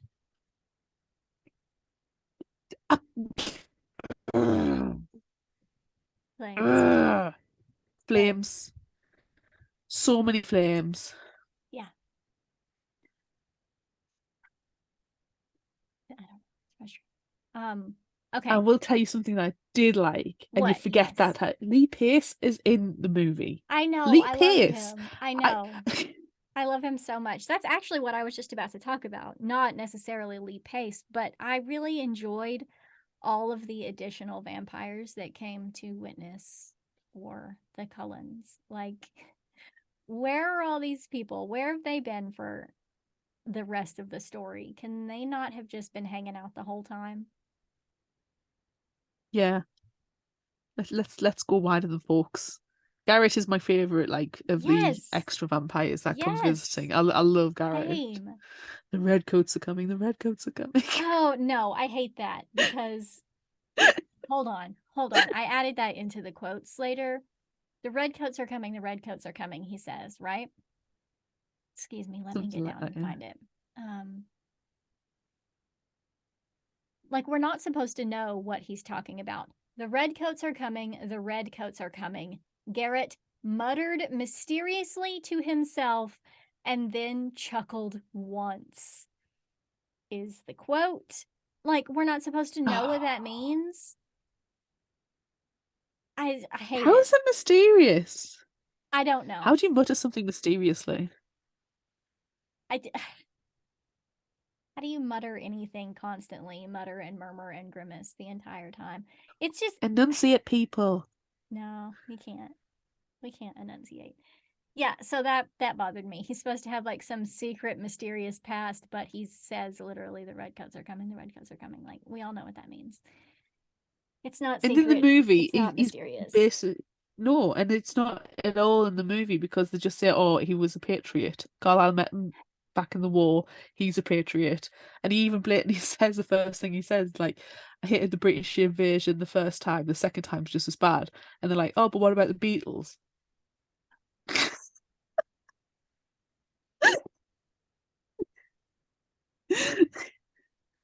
It's just hilarious. And the entire time he's just flirting. It's like, you wanna zap me with some electricity? Yeah, come here. Yeah. Oh. Yeah, I appreciated all of the other vampires that came. I thought that was a lot of fun. I wish that we had gotten to see more of them throughout the series, but that would have taken a lot of writing skill that I don't think that we had at this moment in time. No. I think we could have cut down on the pregnancy side because that took a long time and had more vampires added in. Yes. Oh, something I remembered when I was doing research for background information. Like originally, it was just supposed to be a duology. There was just Twilight, and then the second book was going to be called Forever Dawn. And it was mostly everything that happens in Breaking Dawn, but it was all from Bella's point of view because in this set, New Moon and Eclipse didn't happen. So there wasn't all of that lovey-dovey stuff between Jacob. He wasn't obsessed with Bella and all of that stuff. But he does still end up imprinting on Renesmee when Bella goes to visit Charlie and takes the baby with her, and then they imprint there. But anyway, I don't remember where I was going with that. That was a thing.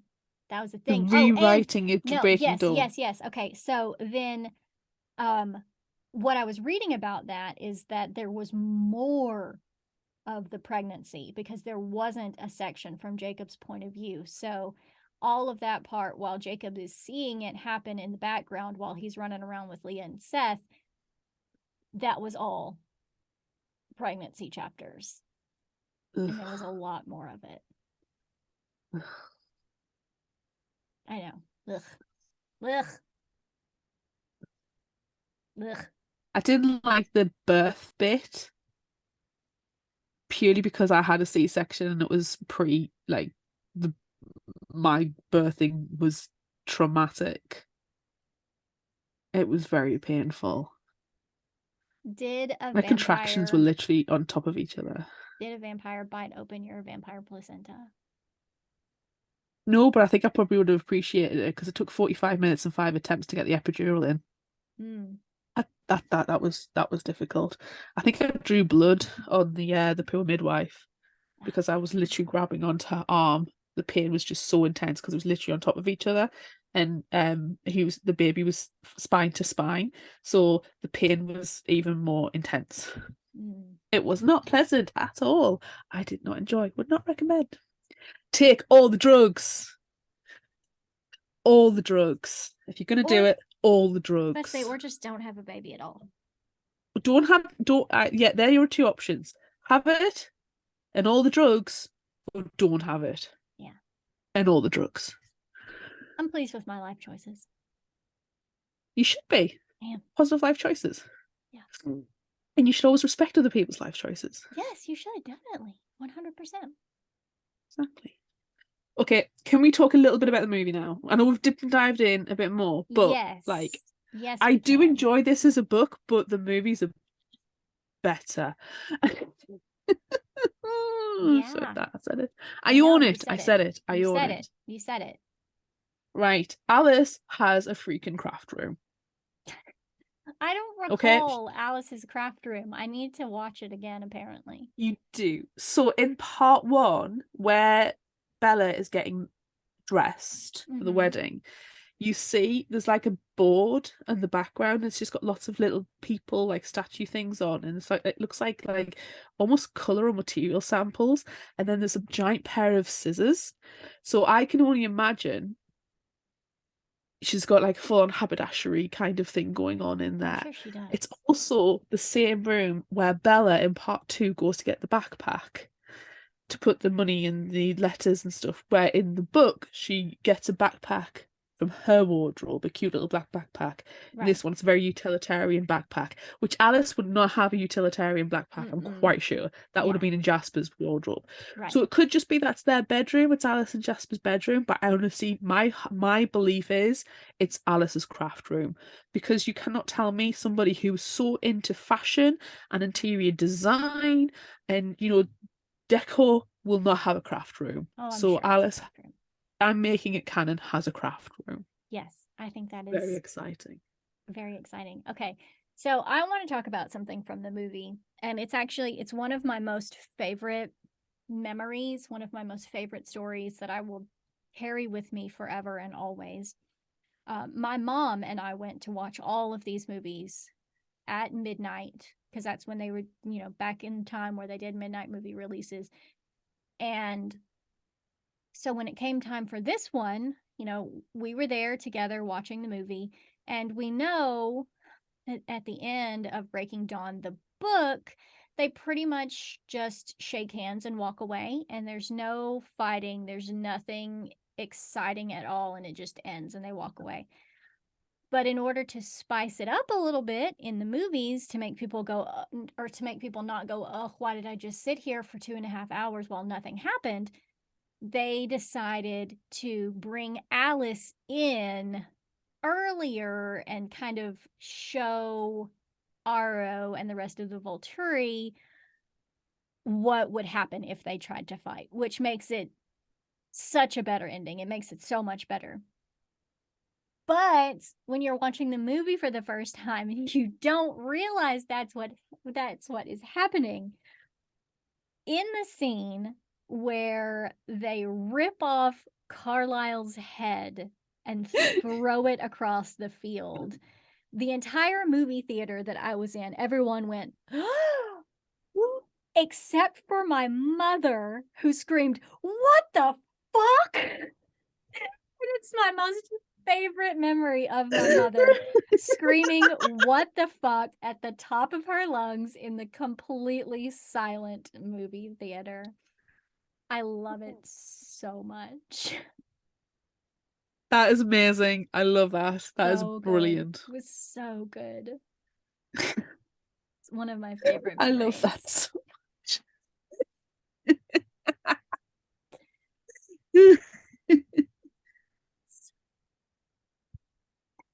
That's brilliant. That's why I love Breaking Dawn Part 2 so much. Well, Not that's it. for the movie, it's for my mother screaming, "What the fuck?" Yeah, I mean, it's up there now. But it makes it a better movie for having that giant action scene in. Like, Arrow just going shrug and walking off. Yeah. Oh, Like, oh, we're not going to fight today. Cool. See ya. he's just Shrug. doing that eye pointy thing and then slitting his throat. Yeah. Yeah. But I did like getting to see everyone's abilities, because like you got to see Benjamin cracking huge fault lines into the earth, I would and I would actually argue that that was a stupid thing to do, well, it because the was a amount of stupid thing to do. the amount of Yes. vampires that were lost down there as well. Yeah, but it was cool that you And got to see wolves. him using his power, and you can see how immense it is. Yes. It was pretty interesting. I mean, why not just use The wind and blow snow people as a away, or snowstorm, people around snowstorm, or isolated in the yeah. shoot them with electricity or something. I mean, I lightning, mean that happened. That happened. right? Yes, yes. But yeah, that was you do kind of go after the what the fuck? Oh, poor Carlisle. Oh, he didn't last long, did he? Oh, No. he's not. He's a lover, not a fighter. Oh.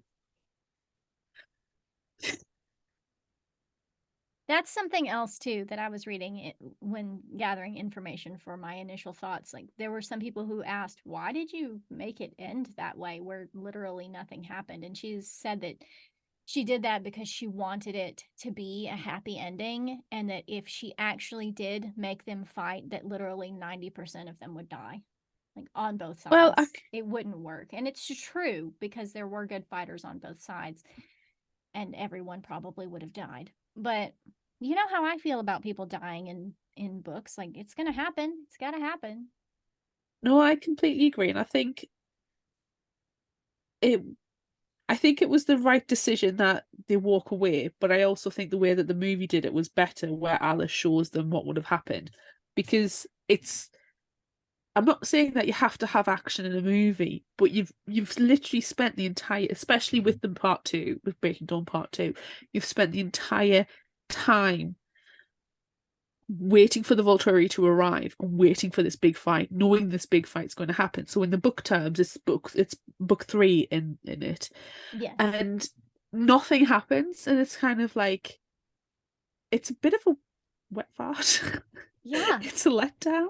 Yeah. It's like, okay, well, can we at least not have a slap fight? You know, a proper cat slap fight or something, but nothing happens. So I like the way the movie did it over the book, because we had that visualization.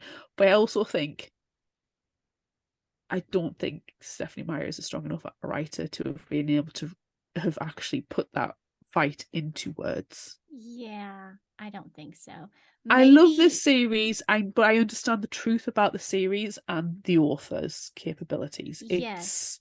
Well, now, we've said multiple times with Twilight and then with Life and Death, even though we haven't discussed that one, you and I, on the podcast yet. And Midnight Sun, like it was third time is the charm.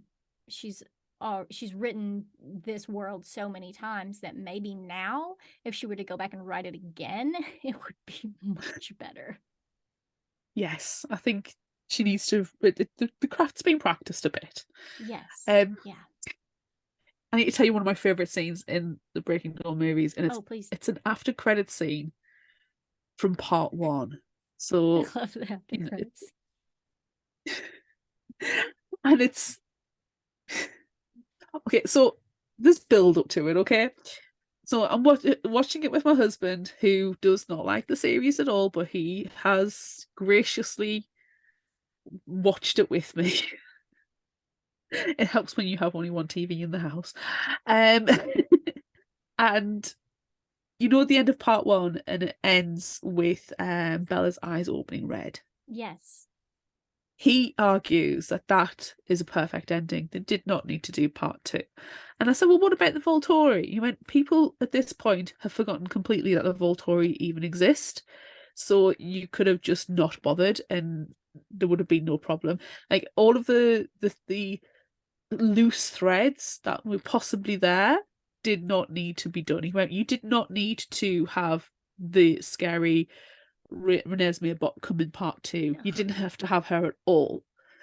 At that point, you didn't have to go through the imprinting. You didn't have to have the Volturi come in. You didn't have to have any of that. Part 1 or 2, based on what he saw as a person who's never read the books, would have been satisfying as an ending. She's finally achieved vampirism.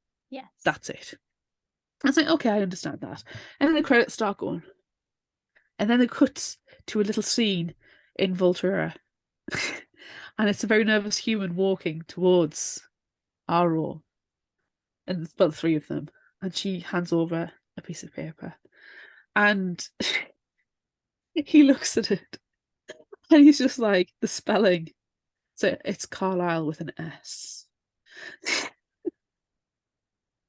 And then he hands the card over, I think, to Gaius or something. And he's like, and the grammar is atrocious as well. And then the guards come and take her away. And I'm like, yes. In Volterra, bad spelling and grammar will get you eaten. Oh, it's so good. Yeah, I love and that I just scene. start laughing my head off. But ultimately, Michael Sheen as Harrow is like the best casting. So when he finally meets Renesmee in part 2, and he's like, oh, I love his creepy giggling. Oh, it's so good. Michael Sheen is the best thing that ever happened to Twilight. So Renesmee touches his face, and he's like, I spent the entirety of part 2 watching it last night going, in a post-COVID world, you would not be allowed to do that. I don't care if you're a vampire, you don't get diseases. I would be alcohol wipes, antibacterial gel everywhere, because that's just nasty. Yeah, no. And also, I realise that's your, preferred method of communication, but if you're going to get by in the day-to-day world, Renesmee, you need to use your voice. You are perfectly capable of articulating with your vocal cords, so articulate, please. Yes, please use your words. It's weird.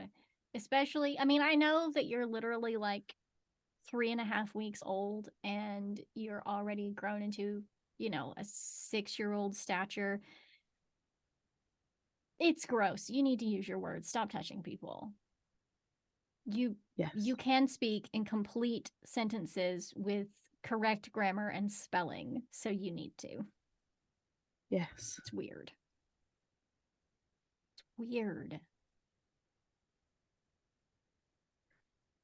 Do you know something that I forgot?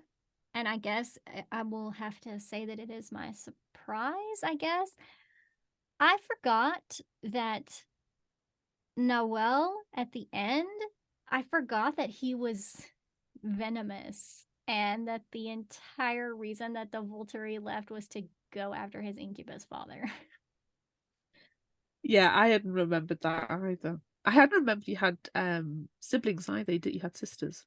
I Yeah, forgot about the sisters. forgot all about that. Well, it's because, we watched the movies more than we read the book, and I don't even think Noel has a name in the movie. I don't think they call him by name. I know they call the aunt, I know they call her name Whelan or whatever it is, but I don't think they say his name. I'm gonna go on IMDb. I don't think it's said. I don't think it's said. I mean, it's probably listed in the credits, but I had just completely forgotten about that. And like the whole thing is, Alice and Jasper and the Takuna tribe, whatever, they all go off looking for this one person. It doesn't make sense that there's more than one and that literally nobody knows about it if there is someone out actively making hybrid children. Yeah, that's a lot of it taking place. Like, Yeah.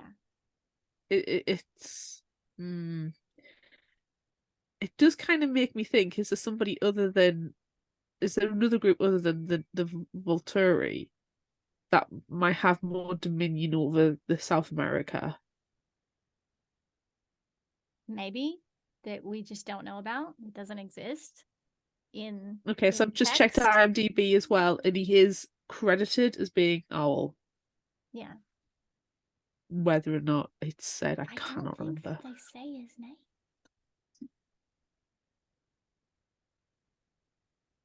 So who is your favorite character? We didn't talk about that. Seth, probably in a serious sense. I also really liked Seth. I did. Like, If I had to pick one person from the entire book that he was all completely unproblematic. yes, he was BFFs with Edward after their fight at the end of Eclipse. He understands that Bella is a newborn and like even though she literally threw him and dislocated his shoulder or whatever happened, he's like, oh, it's okay, like she's a brand new vampire, I understand. I just went through a whole training session where I learned about how newborn vampires act. I get it, it's fine. Shrug. And Yeah, then Carlisle sets his bones and then he's just fine.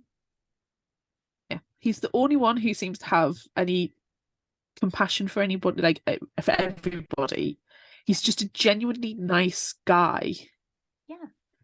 Uh, he's embarrassed by his older sister. Fine, Sure. that's fair, Yes. Yes. as is expected. Yeah. But he also knows his own mind and takes responsibility for his decisions. Yeah. You know, when he leaves Sam's pack to go to Jacob's, he knows he out of everybody, he has the best sense of right and wrong. Yeah. And he is probably the most, like we're saying, non-judgmental, unbigoted member. He sees Edward as a vampire, but doesn't see that the vampirism is everything. Yeah. He just sees Edward as his friend and it doesn't matter. Yeah. He's judged on actions and character Yeah. and not on And species. no. And Seth realizes that the Cullens have done nothing but try to protect them and their families. And, they want to keep everyone in Forks safe. Yeah. Yeah. So yeah, I think Seth's probably the MVP of the entire thing. Yeah. Yeah. Well, if we're gonna go movie, yeah, Seth still okay. Michael Sheen is everything. Michael Just Sheen is everything. he's Yes. perfection.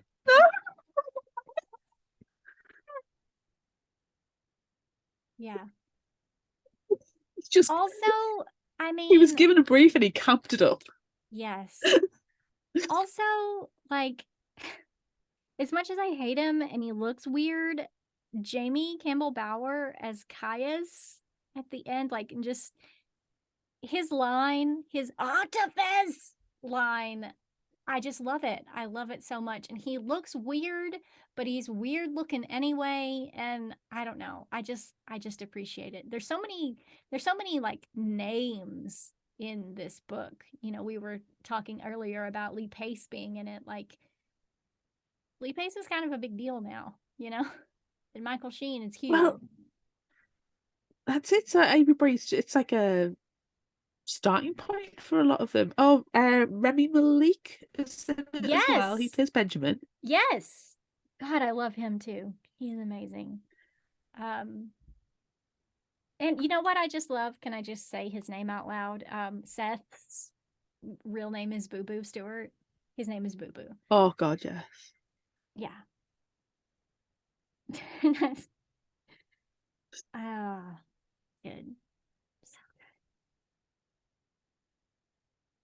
I think Yeah. I I am I'm curious to see how the Twilight television show is going to be different. Yeah. Like, what are you going to change? Who's going to be in it? How's that going to go? I'm very curious. I honestly hope that given the current political climates and social climates, they really do a readjustment on the gatekeeping aspect. It worries me that they keep it in and all of the problematic aspects of the like obsessive relationship and the way that Jacob it is an assault on Bella, the way that Charlie laughed about it, Yeah. the lack of respect for Bella's autonomy and wants. I hope that is readdressed. I'm not saying, I don't know. I think the Twilight Saga is known as having problematic Yes. So aspects. let's just fix all the The problems need and then it'll to be fine. modernize it. The Yes. need to modernize it because you cannot have young girls again going in and thinking that this is fine. It's Yeah. not. It's not. It's not. So I hope that happens. But I also hope that Smoking Hot Billy Burke plays Charlie again. Love Smoking Hot Billy Burke slash Charlie. So good. Did you have any surprises or can we move on to Would You Rather? Is it time now? This episode is going to be seriously 3 hours long. Six. Yeah, but I think if I was going to say what my biggest surprise is that no one else thought to look at any copies of The Merchant of Venice after Alice's Note.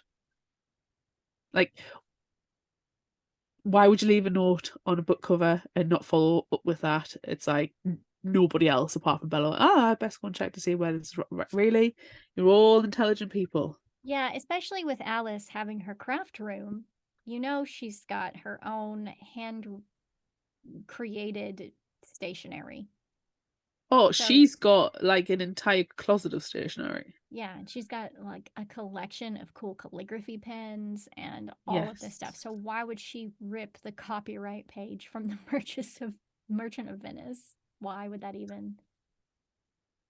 No, it doesn't make And sense. it's not like, oh, well, this is just the only thing I could find. Like, nah, dog. No, no dog. No, Somebody, this is before mobile phones were popular as well, so that no doubt Carlisle would be the type of person to have a notepad and pen by the phone, of or Esme course. would. And one on the refrigerator, even though they don't use refrigerators, but they pretend to be human. So, yeah, there would be notepads all over the place. Yes, with fake shopping lists, bread, milk, other human Eggs, things, eggs, eggs. and other human things. Yes, I like that. Yes, bread, milk, eggs, and other human things. Yes, it's my favorite shopping list. Okay, is it time? Can we play Would You Rather now? Yes. Would you rather? Pew, pew, pew, pew, pew, pew, pew. We asked on social media, would you rather stare at the creepy Renesmee bot or be constantly touched by her on the face? Unsurprisingly, on Facebook, 72% said stare, 80% on Instagram said stare, Twitter was 67%, and TikTok, the deviants, 52% of them want to be constantly touched on the face by her. This is why they're going to shut it down. Annie Shut on it Facebook down. said, I haven't read it yet. We'll be reading this week, but those memes of her hands creep me out. Yes, Yeah, we picked I've had to burn some my really hard good drive. photos for our Would You Rather question this week. We did. It's gross. It's disgusting. Oh, Colin on Facebook says there's no way in hell I'm letting that cursed object anywhere near my face or any other part of me. I'll put it under observation in a specially built facility so that there's always at least 3 people staring at it so it can't weeping angel its way up in anyone's face. Creepy little murder bot. Yes. If you have not watched that Doctor Who episode, you've at least heard of that Doctor Who Of episode. course. Yes. Coral on Facebook said, no touchy touchy. Emily on Facebook said that Renesmee robot was too creepy for me. I love the Renesbot. I want it in And my home. Crystal, ew. And Crystal on Facebook said, no thanks, I'm good. Just no to both. Nope. Bree on Facebook said the creepy bot is possessed. I'd rather get cheek pats and have Arrow giggle fits at her until her parents/guardians get sick of it and eat me. Andrew on Facebook said Renesmee would offer no mercy and things she would show me, so I'm going to stare.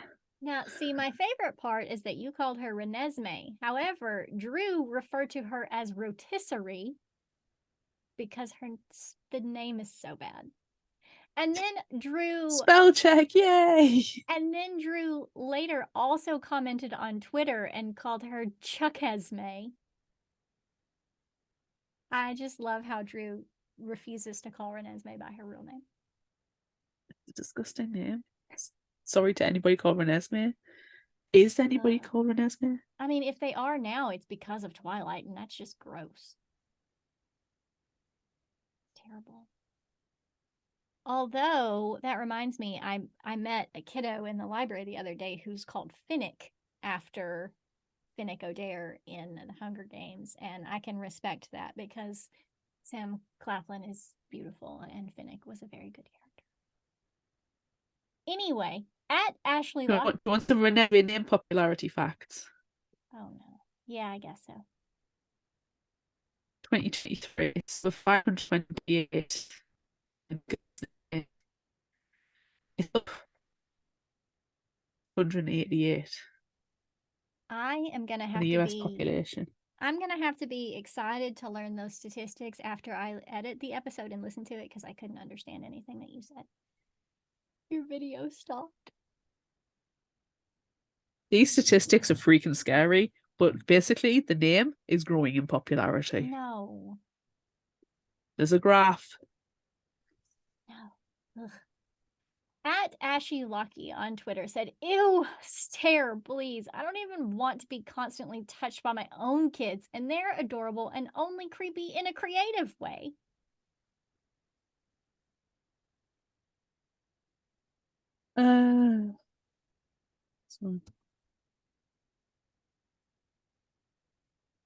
And the Tourmaline Renegade on Instagram said, stare, obviously. Wouldn't want to be touched by a creep.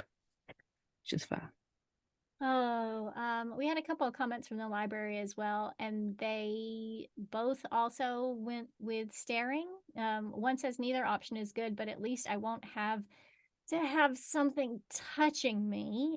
And the other one said face touching of any kind is a no-go, so I'll have to stare. No. I want to stare at the Renesbot because I love the Renesbot more than anything. And like I said earlier, I want to have the Renesbot. I want to own it. I want to have it in my home. I love the Renesbot. You would have to have a web camera on it at all times. Well, sure. I mean, she would be kept in a glass case. She would escape from the glass case. I love her. That thing's haunted. It is haunted as fuck. I am not letting that thing touch me. I will look at it and then I will set it on fire. I will do a Jane. I will have a bonfire and then I will just fling it on the bonfire. Throw the creepy baby on the fire. It is not touching me. I'll use tongs as well, so I don't even have to touch it. Oh. It sees in my soul. It knows all the naughty things I've done. Oh, it does. Okay, so I just realized that we have too many questions. So I got rid of one, and I'm going to ask one that has to do with powers. It has to do with powers in the series. And we know that there are a lot of vampires that show up, and a lot of them have special gifts. So, I went through a list that I found on the internet and picked probably the two worst gifts that I could find. And now you have to choose which one you want. So, would you rather have Marcus's power to sense relationships between people that you can't literally see with your own eyes that people share a relationship, or have Alistair's power to sense any living thing and their distance in relation to him? But it's not super clear, and so if he finds someone and knows where they are, it still takes him a long time to figure out where exactly they are. It's not a good power. These are not good powers. So which do you choose? Alistair's. I don't need to see people's relationships.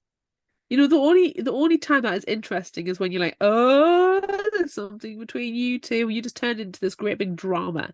And I cannot be arsed with drama 90% of the time. So, you know, unless it's like you talk about spilling the tea, nah, I'm not interested. I don't need to know people's relationships. That's private, personal, you know, whatever. Imagine if you found you could see blatantly that somebody was having an affair with somebody else, and you know all three people in that. It's just that's a crappy situation to be in. It's like, I have mystical, magical vampire powers, and you see her cheating on there with them and that. No, I don't want to know that. It's so not for me. I'm going to use Alistair's really rubbish power to sense any living thing and their distant relationship to him. And I'm going to turn it into some kind of like really terrible Sunday afternoon style TV program where I'm going to find like dead bodies and missing puppies. And yeah, but you just know how far away they are in distance. So it's like, okay, Claire, I can sense that you're living, and I know that you are approximately 3,000 miles away from me, but I have no fucking idea where, in which direction you are 3,000 miles away from me. I just know that you are approximately 3,000 miles away from me. Well, that's why on the opening credits scene, as it does like the you know, it tells you what the TV program, the name of the TV program, it's going to have a map, and then it'll have like one of those pinpoints in the middle, and then it'll just draw a circle all the way around. So the pinpoint in the middle is me, and the circle all the way around is where the people potentially are. And then the entire episode is me just going around that circle, trying to find them. Genius, Netflix called me. Oh, it's so bad. What lame ass power are you getting? Oh, I'm definitely picking Alistair's pointless power, because I need to know that you are. We can triangulate. Yeah, sure.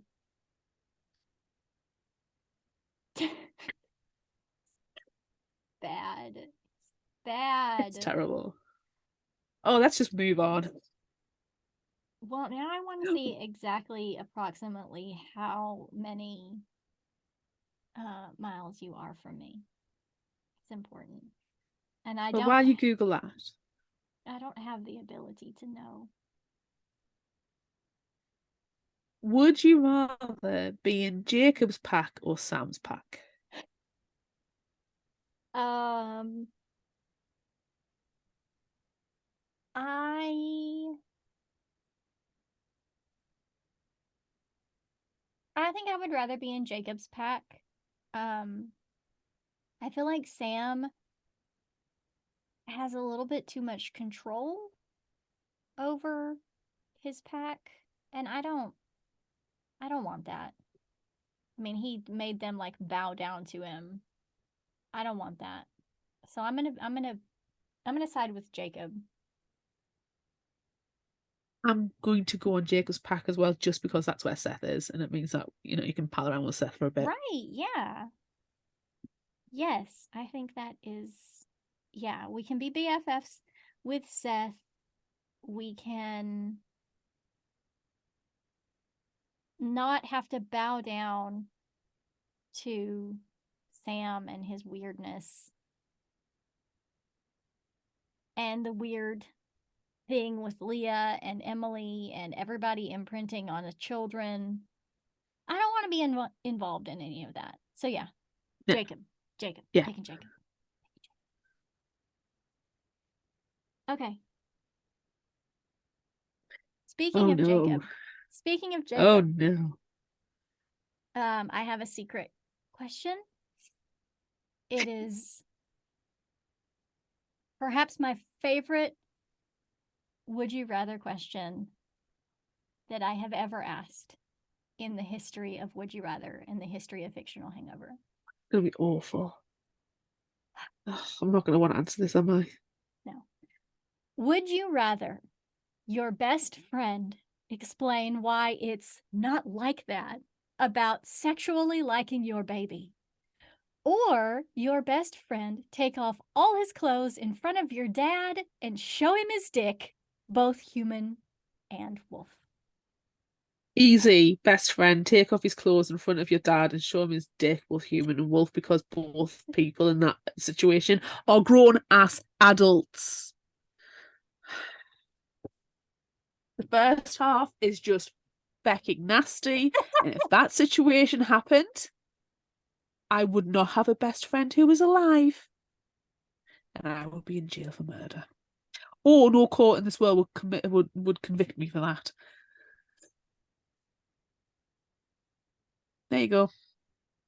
It's gross. It's gross. You should be ashamed of yourself. Feel shame. I'm going to put this question down to low blood sugar. I love my question.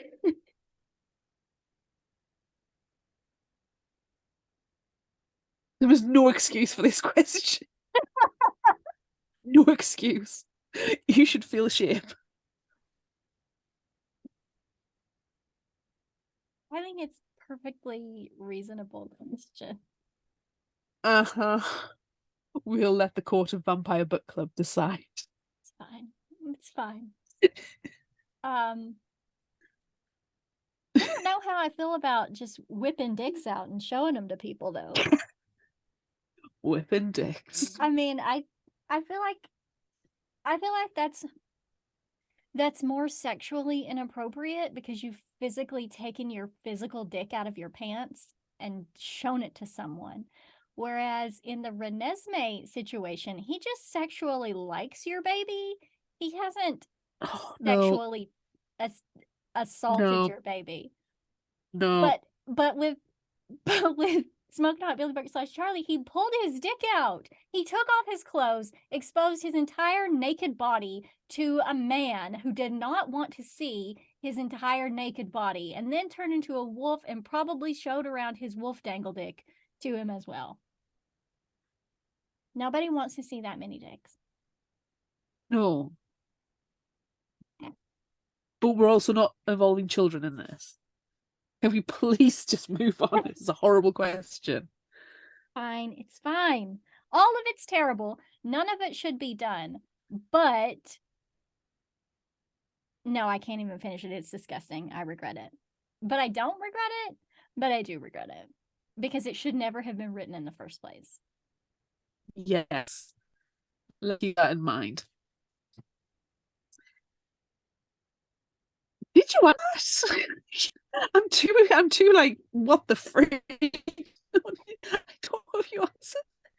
I did. And they're both inappropriate, but I went with showing off the dick because the child is not involved, but also that's really offensive to Can we say pull out. dingle dangle now? Because I really appreciate the dingle dangle. Yes. Yep, dingle dangle is what it is from now on.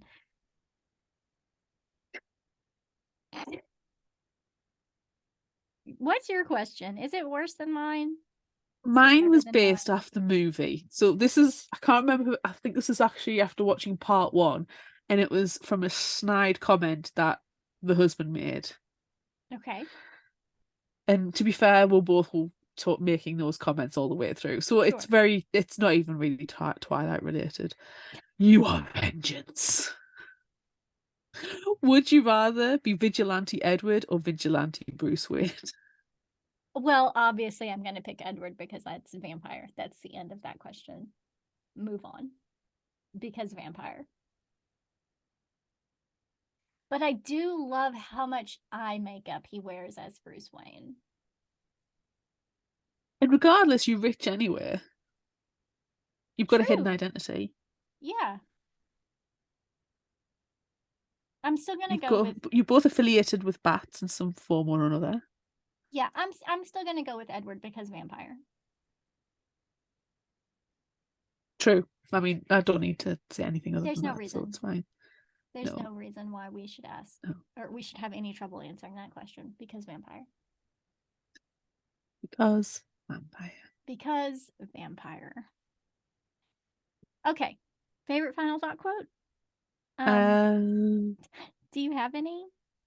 Yes. Because don't forget that I also have the final original series tallies of Murmur, Mutter, and Grimace. So don't forget that those exist. Well, I'll quickly give you my 5 favorite final thought quotes. 5. And then you can do yours and then give us the totals to round off the conversation. Sure, okay. Did you know that I Told You So has a brother, Jacob? His name is Shut the Hell Up. You nicknamed my daughter after the Loch Ness Monster! No. I'm a little worried about Edward. Can vampires go into shock? You got food in my hair. I just thought that was hilarious. And my last one. Stop being so optimistic. It's getting on my nerves. No problem. Do you want me to be all gloom and doom or just shut up? Just shut up. Can do. Really? Doesn't seem like it. Oh, sad. Sad. Okay, what are yours? And then we'll have our tallies. Okay. I felt like I don't know what. Like this wasn't real. Like I was in some goth version of a bad sitcom. Instead of being the AV dweeb about to ask the head cheerleader to the prom, I was the finished second place werewolf about to ask the vampire's wife to shack up and procreate. Nice. I love it. Say what you want. I still think Dracula 1 and Dracula 2 are creeptacular. Why are all my quotes from Jacob? Oh, except for this one. Octopus! Especially the movie version. Octopus. And then you watch Stranger Things and you go, yes, I can see it now. Yes. Well, it's thingy out of Twilight, so of course he's going to be the bad guy. Spoilers. I also appreciate Jacob, my brother, my son.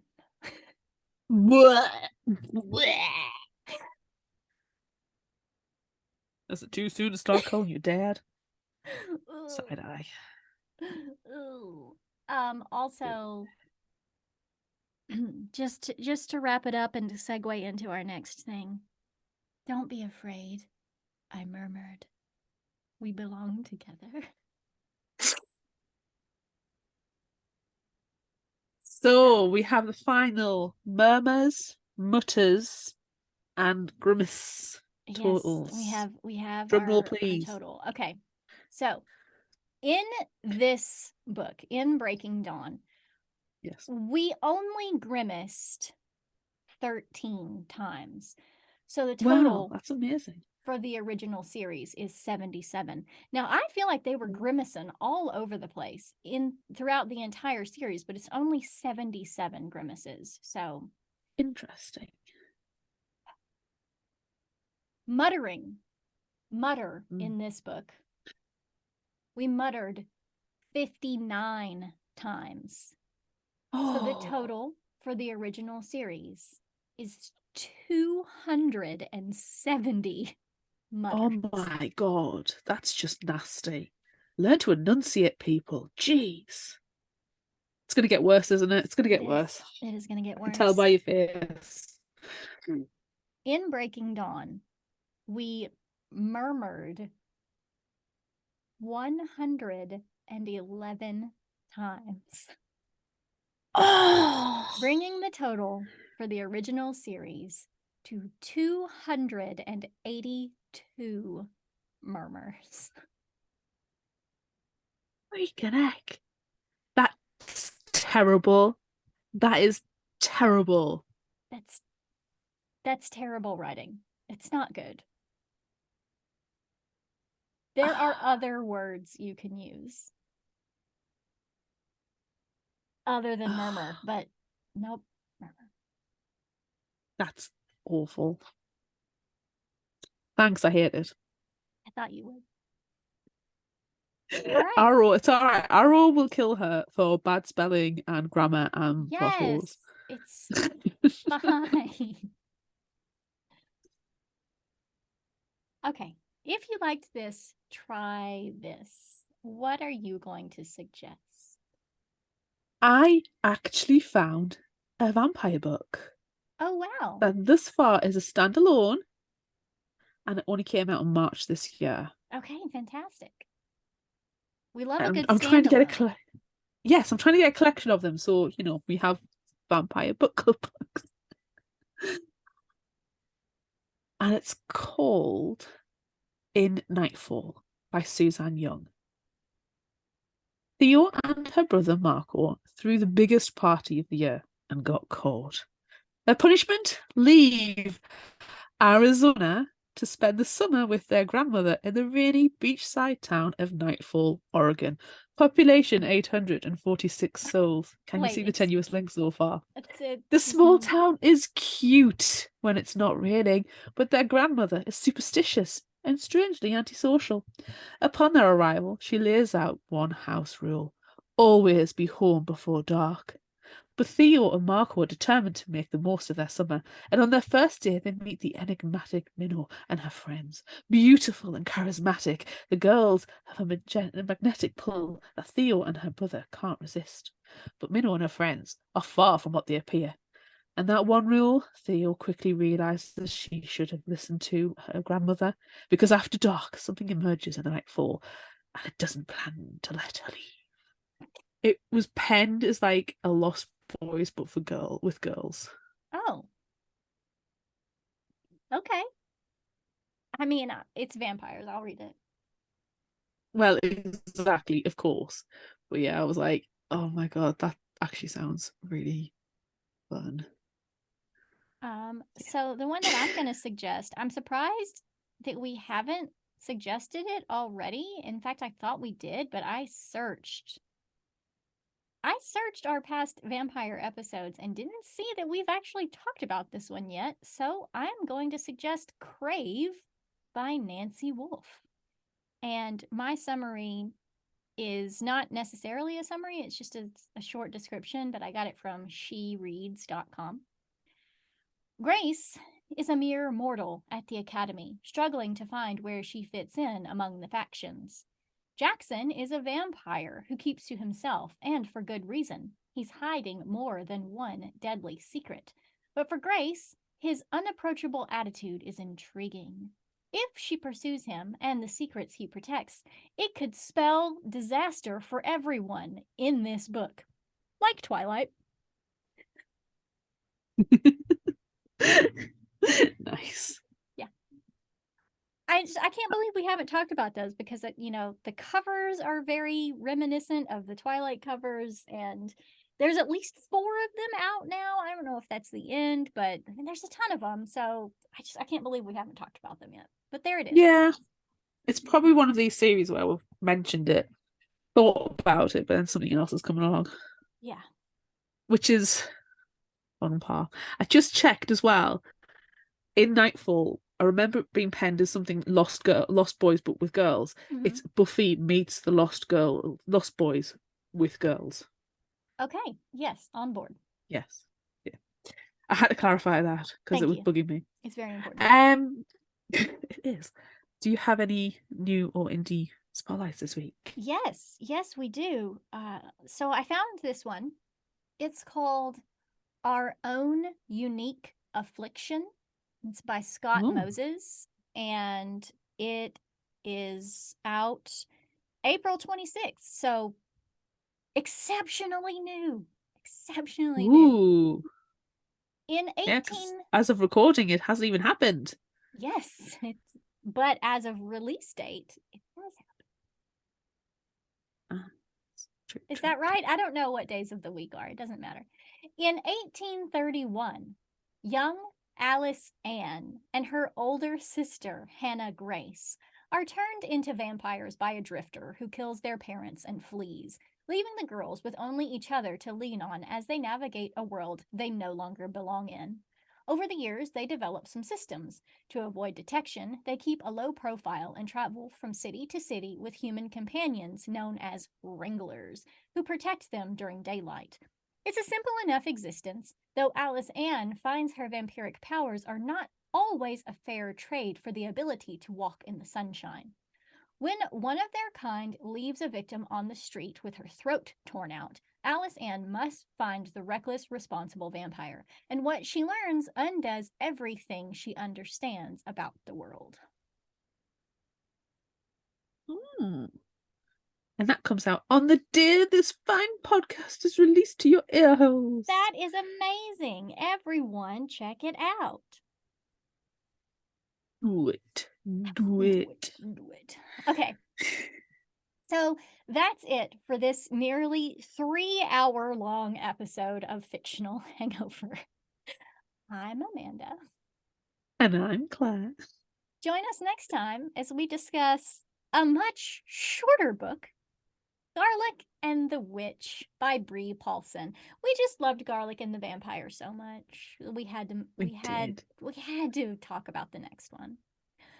Look out for our Would You Rather polls on social media. Don't forget about our book club and monthly challenges on Facebook. Be sure to visit our shop on Redbubble at fictionalhangover.redbubble.com for all your favorite Fictional Hangover themed merchandise, and become a patron of ours on Patreon at patreon.com/fictionalhangover. Until next time, remember, the only cure for a fictional hangover is another